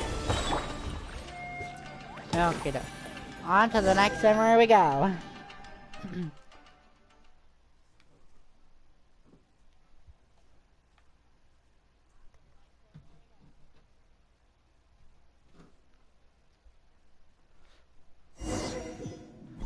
Okie-dokie. Ah, okay. Looks like we've arrived. I remember in this Sumeru. one. Is that? Considering that Amorta's sage, Nafis, refused to join this project, I'll take part in the experiment in his place. Welcome. I look forward to a fruitful collaboration. When do we start? You seem impatient. You should know that becoming a god is far from a trivial affair. The biological transformation is a lengthy process. Oh, I hate that. Oh, As not such, this I dumbass too would dude. recommend that we Excuse my commence as language, soon but I as had to say it. possible. I've been holding that in the for event so that a successful long. connection is I established, wanted to say it his about body both will of become them. permanently. Nothing worse than what I've been through before then, Doctor. Sorry if I skipped it. You were the most resilient That's how test much I don't subject like I that ever dude. came across. Thanks to you, I was able to garner a great deal of information. Alas, after that, you were under orders to remain in the Abyss. We barely saw each other, and it became difficult to further refine the knowledge I had gained. That was gracefully worded. Ever wonder what they'd think if they knew that nothing matters to you, apart from your crazy experiments? I suggest you speak to me in a more respectful tone, Scaramouche. The mere fact of your utility does not make you indestructible. The doctor again? That was uncomfortable to watch. That person gives off a very sinister energy. He's a doctor. He's behind all of this. It's normal for him to give you the creeps. He scares the bejeebers out of Paimon. Let's move on. Yes, ma'am. Where am I going? At least I don't have to go through that puzzle. I hated that puzzle the first time. Wait, where are we going? Where are we going now? Which way? What?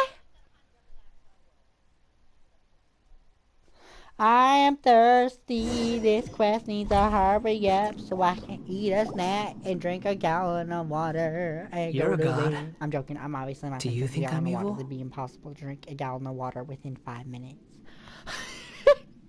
If you accept that he is you, just as you Oh. are you, then Wait, yes. what's going on? I missed it. You are No, I you. missed it. I'll have to go back and watch it in my stream again because I didn't see. I wasn't paying attention. I was too busy blabbering on about being thirsty. In your eyes, are there any differences between humans and puppets? Yeah. No.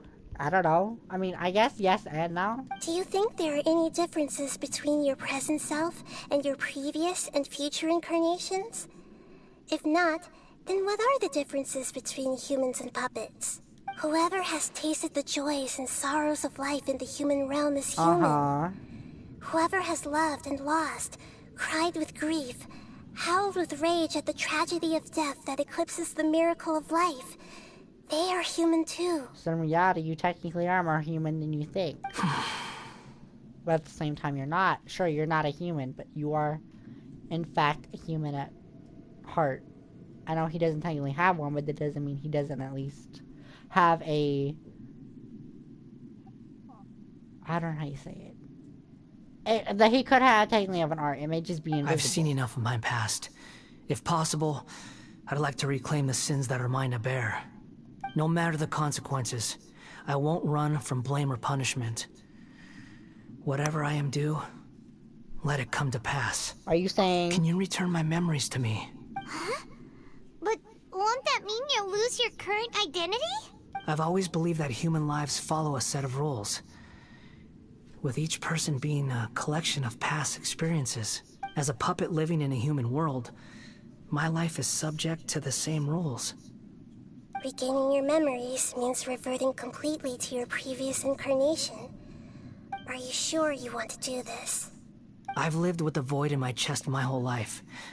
My creator didn't need me. And ever since I awoke, I've just drifted from one place to the next.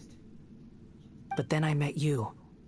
And I finally realized that reclaiming my missing sins might be my one opportunity to become my true self.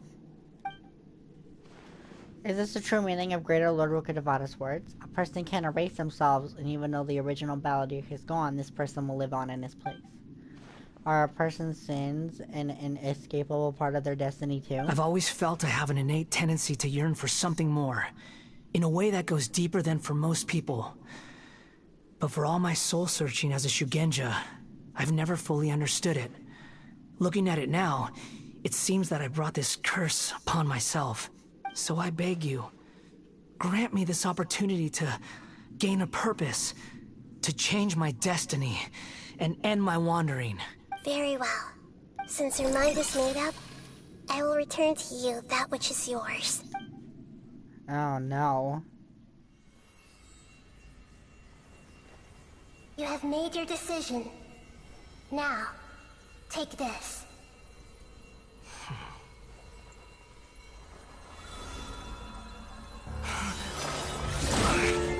Oh! Oh. Set him free? A puppet? What's he doing here? You're a human as far as I'm concerned. Everyone's here. Wonderful. What a fine blade. Nagamasa will be thrilled. This is my...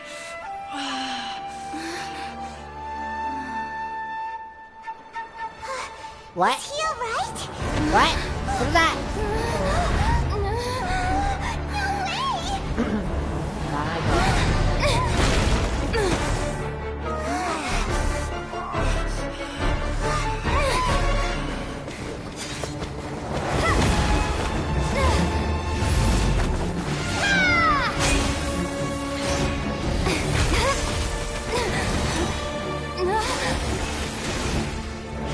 Damn!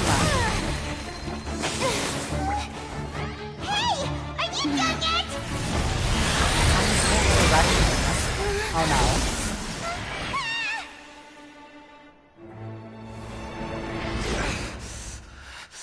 All worthless dross will be purged. That's why this won't be the end.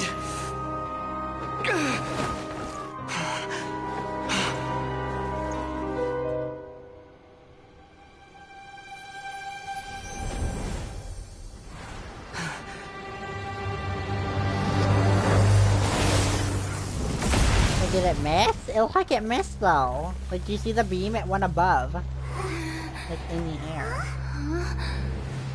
Oh! Balladeer?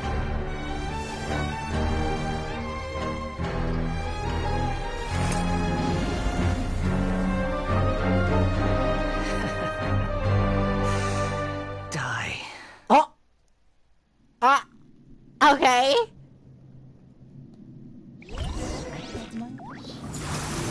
Behold! Perish!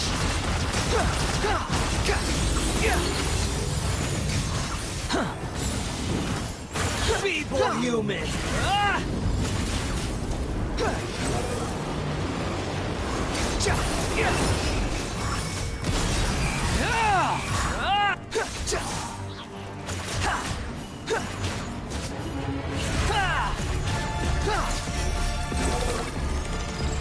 my command, you shall fall. I like how they still use his voice for it though. Even though they said that he was Our music. The wind rises. Feeble human, know your place.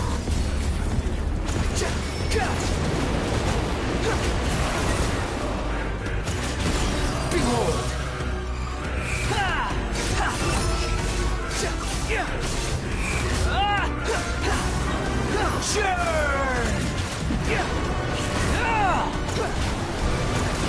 The wind rises. And we beat it.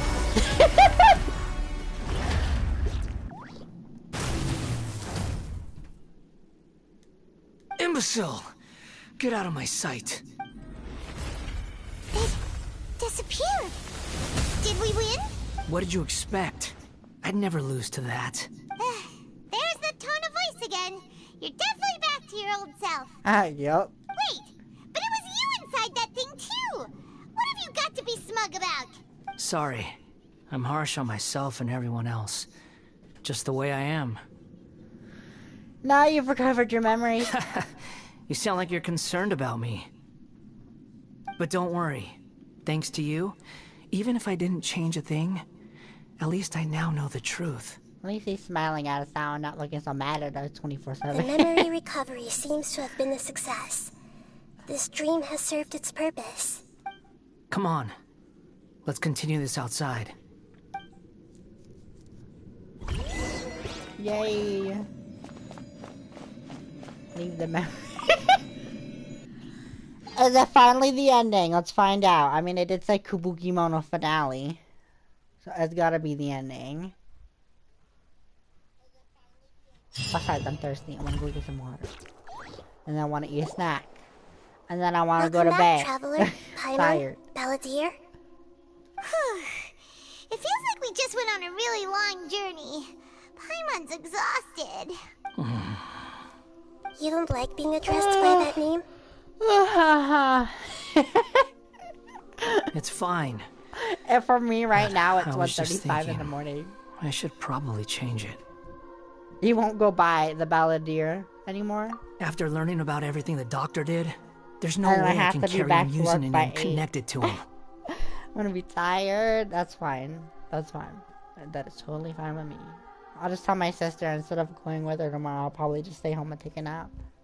I'm not planning on returning Depending to if the I'm even Fatui. tired. But no, I mean, And I it wouldn't probably take will. me There's back always anyway. a lot to do at work. Recent events will have affected a lot of people, and they might not even remember who the 6th is.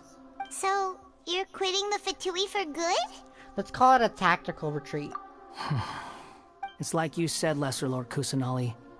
Everything may look futile, but it wasn't completely meaningless. At least I made a lot of people forget about me. But that doesn't mean your own past has disappeared. Nope. Of course. And your main goal, for which you gave up everything you had, you weren't able to achieve it. I hope you can see and understand that. Changing the world, changing the past, changing the fates of other people, these are not simple things to accomplish. What you are looking for is complete annihilation. But this is just a fantasy. No! Even if the Yeah. Balladeer is removed from existence, the world will not heed your will. Indeed. How ridiculous. Do you regret doing all that when you've gotten so little in return? Even if I'm completely worthless, there's nothing in the world worth regretting. Lesser Lord Kusanali, you purposely left that information in Irminsul, didn't you? Yes, and I took pains to make sure that you'd acquire that information naturally. Why would you go to such lengths? You trying to win me over too? No, she just only cares about you. Like a mother. In all honesty, your past experiences have made you a useful asset to Sumeru and to me. Winning you over was indeed a part of my plan. But before that, I wanted to tell you the truth about your past. If all I wanted to do was use you, then I'd be no different from the doctor. Very clever. I guess you could say that's one of my virtues. In other words, she's genuine, not like that little scumbag who murdered your friends. Utility to others is what gives me worth. So if embracing my sins is what it takes to make me useful again, so be it. Nahida doesn't see you in that way. Oh, right. I almost forgot. You're the good guys. You're into justice and all that. What in the heck is that supposed to mean, sir? Sorry if I have a slightly different perspective on things, but I don't feel like I've been duped. The wisest leaders are fated to end up with the best helpers. I can live with that. I'm glad you're able to think of it in that way. Traveler, in the future, I'll continue to search Irminsul more deeply and see what secrets can be uncovered, including the beginning of your twins' journey recorded in Irminsul. What exactly happened before and after that point? I want to know as well. Thank you. Let's hope you can find some more answers. I will try. Traveler. Yes? After I dove into the information torrents in Irminsul, why did you go to Inazuma? Because I wanted to know what you changed. So that's how you found out whose fate had changed. And how? Well, whatever your reasons, you did me a favor.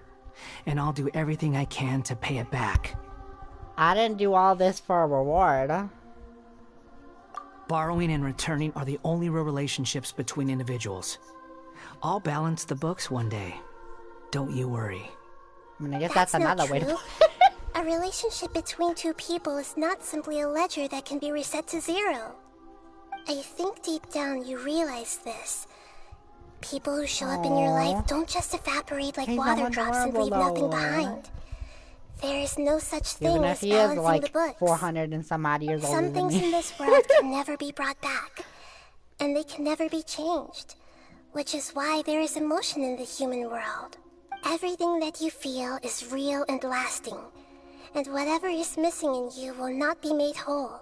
To be human is to live with imperfections. You can choose whether or not you want to be human. But humans can't live without a heart, can they? Anyway, I gave up trying to become a human a long time ago. Maybe that's why the Ren Shogun's so cold. She ain't got no heart. She ain't no living, breathing thing. I mean, she is living, but she's not breathing. She don't physically breathe. But the Ren A does breathe. I don't know how that works. I still can't get over how that works, okay? I'm never gonna understand it, okay? You understand what pain is perfectly well, even without a heart. You're just bearing your feelings. The past is set in stone, but you can keep moving on. And the longer your future lasts, the shorter your past will become, until one day, it is but a tiny fraction of your life. So now you got, since you're immortal, guess what? Now you got an immortal mother. Sounds like you've got a future planned out for me. I hope you can give Nahida a chance. Everything's ended up being pretty darn complicated. Paimon doesn't even know where to start, but the most important thing now is that you need to follow Nahida. Otherwise, all our efforts will have been for nothing.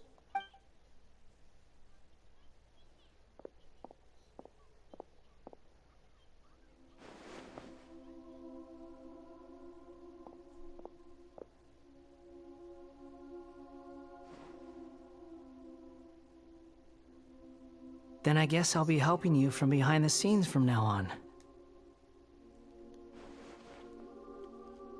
Yay! You're gonna be helping us. I'm glad that you've accepted our proposal. Why don't you choose a new name to celebrate? Ooh! Paimon wants to pick an ugly nickname for you, too! She does that for everyone. Why?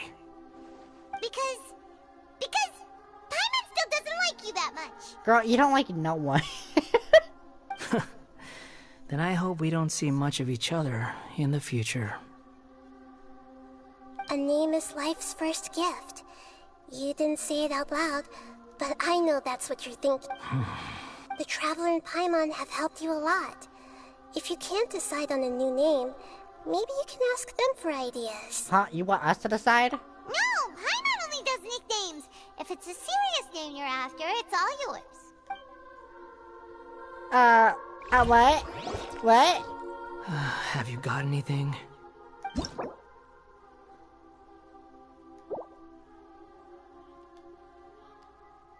What do I want to name him? I don't know. What do I want to name him? I have no idea. Could name him Tanjiro. No, I'm good. I'm good on that.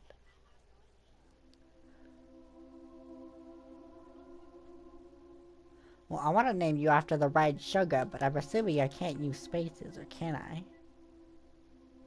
I don't know. Let's type. Depending. Let's try it. I can. Okay, maybe I can. Just hope I don't put it together. Well, I want to put his name with something red in it, so he is named after, or Lesser Kusanali. I could name him. I want to give them at least one of either or's last name. I give him Raiden's last name though. What are we gonna give him? What are we gonna give him? What are we gonna give him? Something Raiden. What's a boy name that would go good with Raiden? Maybe this one? Takeo?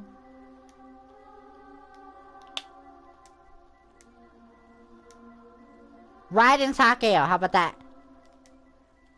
Raiden Takeo. You evil maniac. It's like, oh, you can't have spaces. Make our spaces and shove them up yours.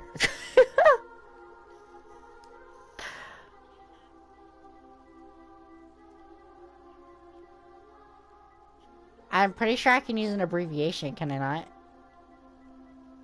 Maybe? Let's find out.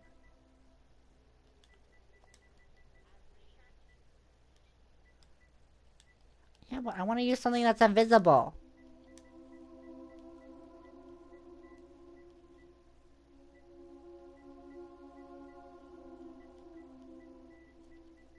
Here, I'll do this. This is the easiest way to do it.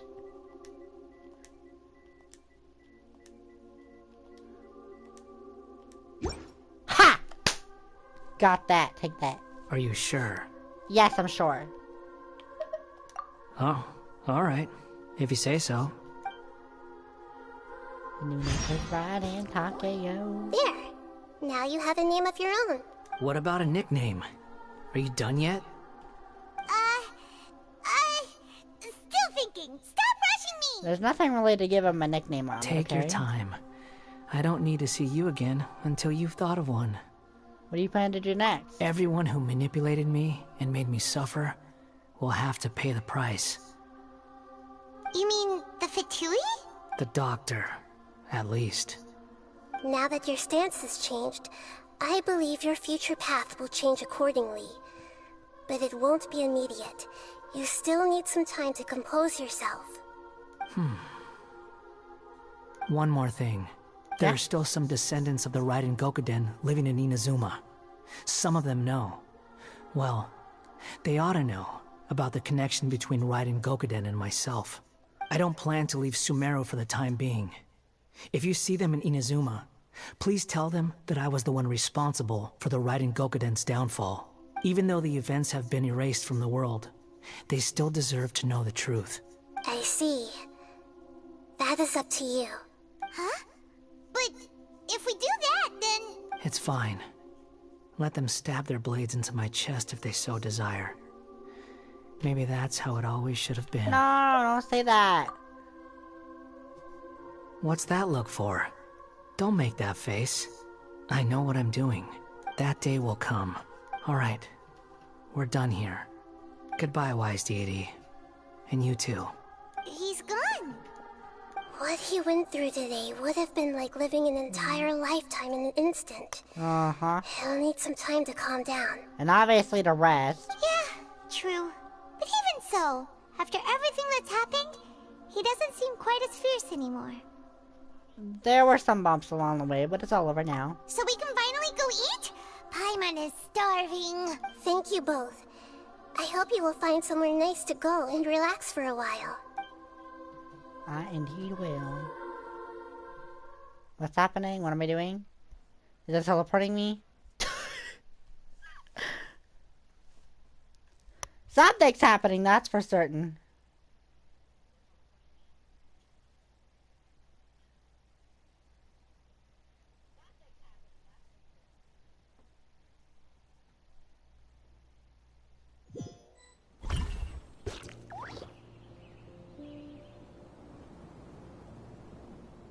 I can end my novel with some words from Mikoshi Nagamasa.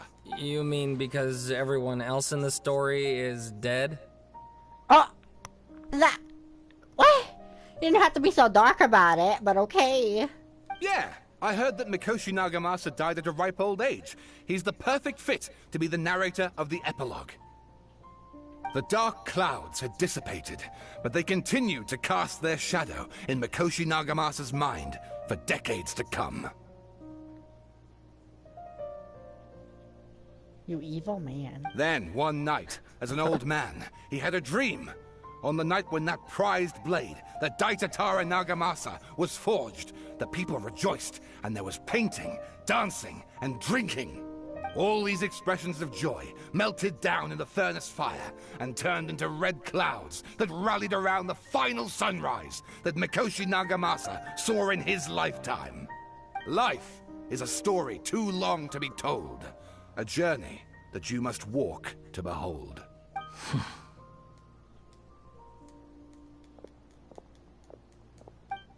Oh.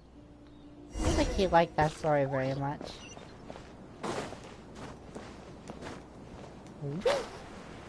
Where are we resting? In some random place I have no idea where to go to. Please don't fall. I don't want to die again because I'm being stupid. Ah. Time to relax. Girl, you need to relax with your tone. You don't have to be so aggressive.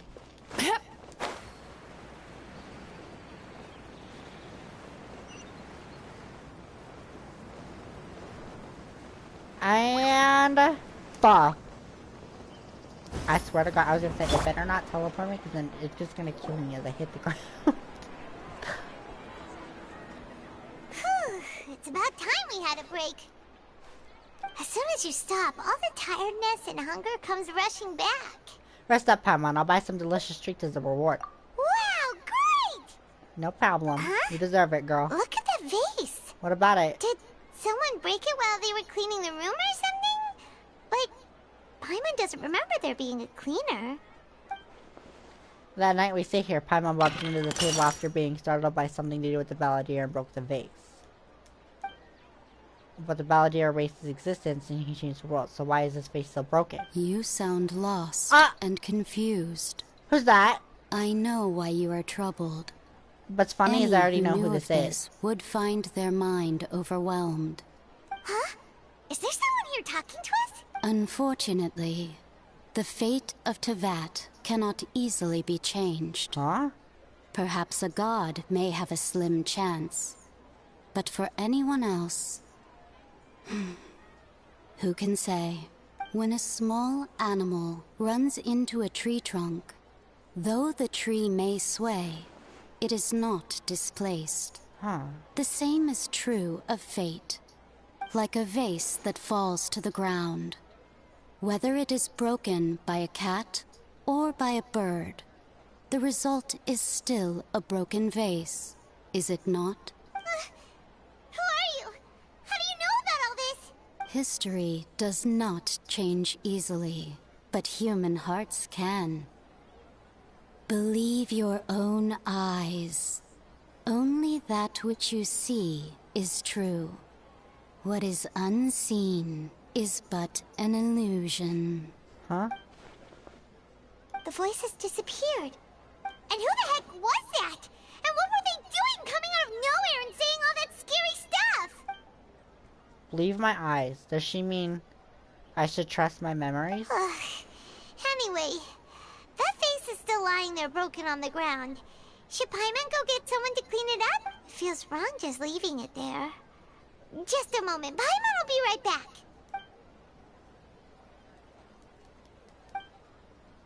I wonder what else awaits me in the future. I'm pretty sure I know whose voice that was, though. If you think about it, it's when I did the Fontaine quest, right?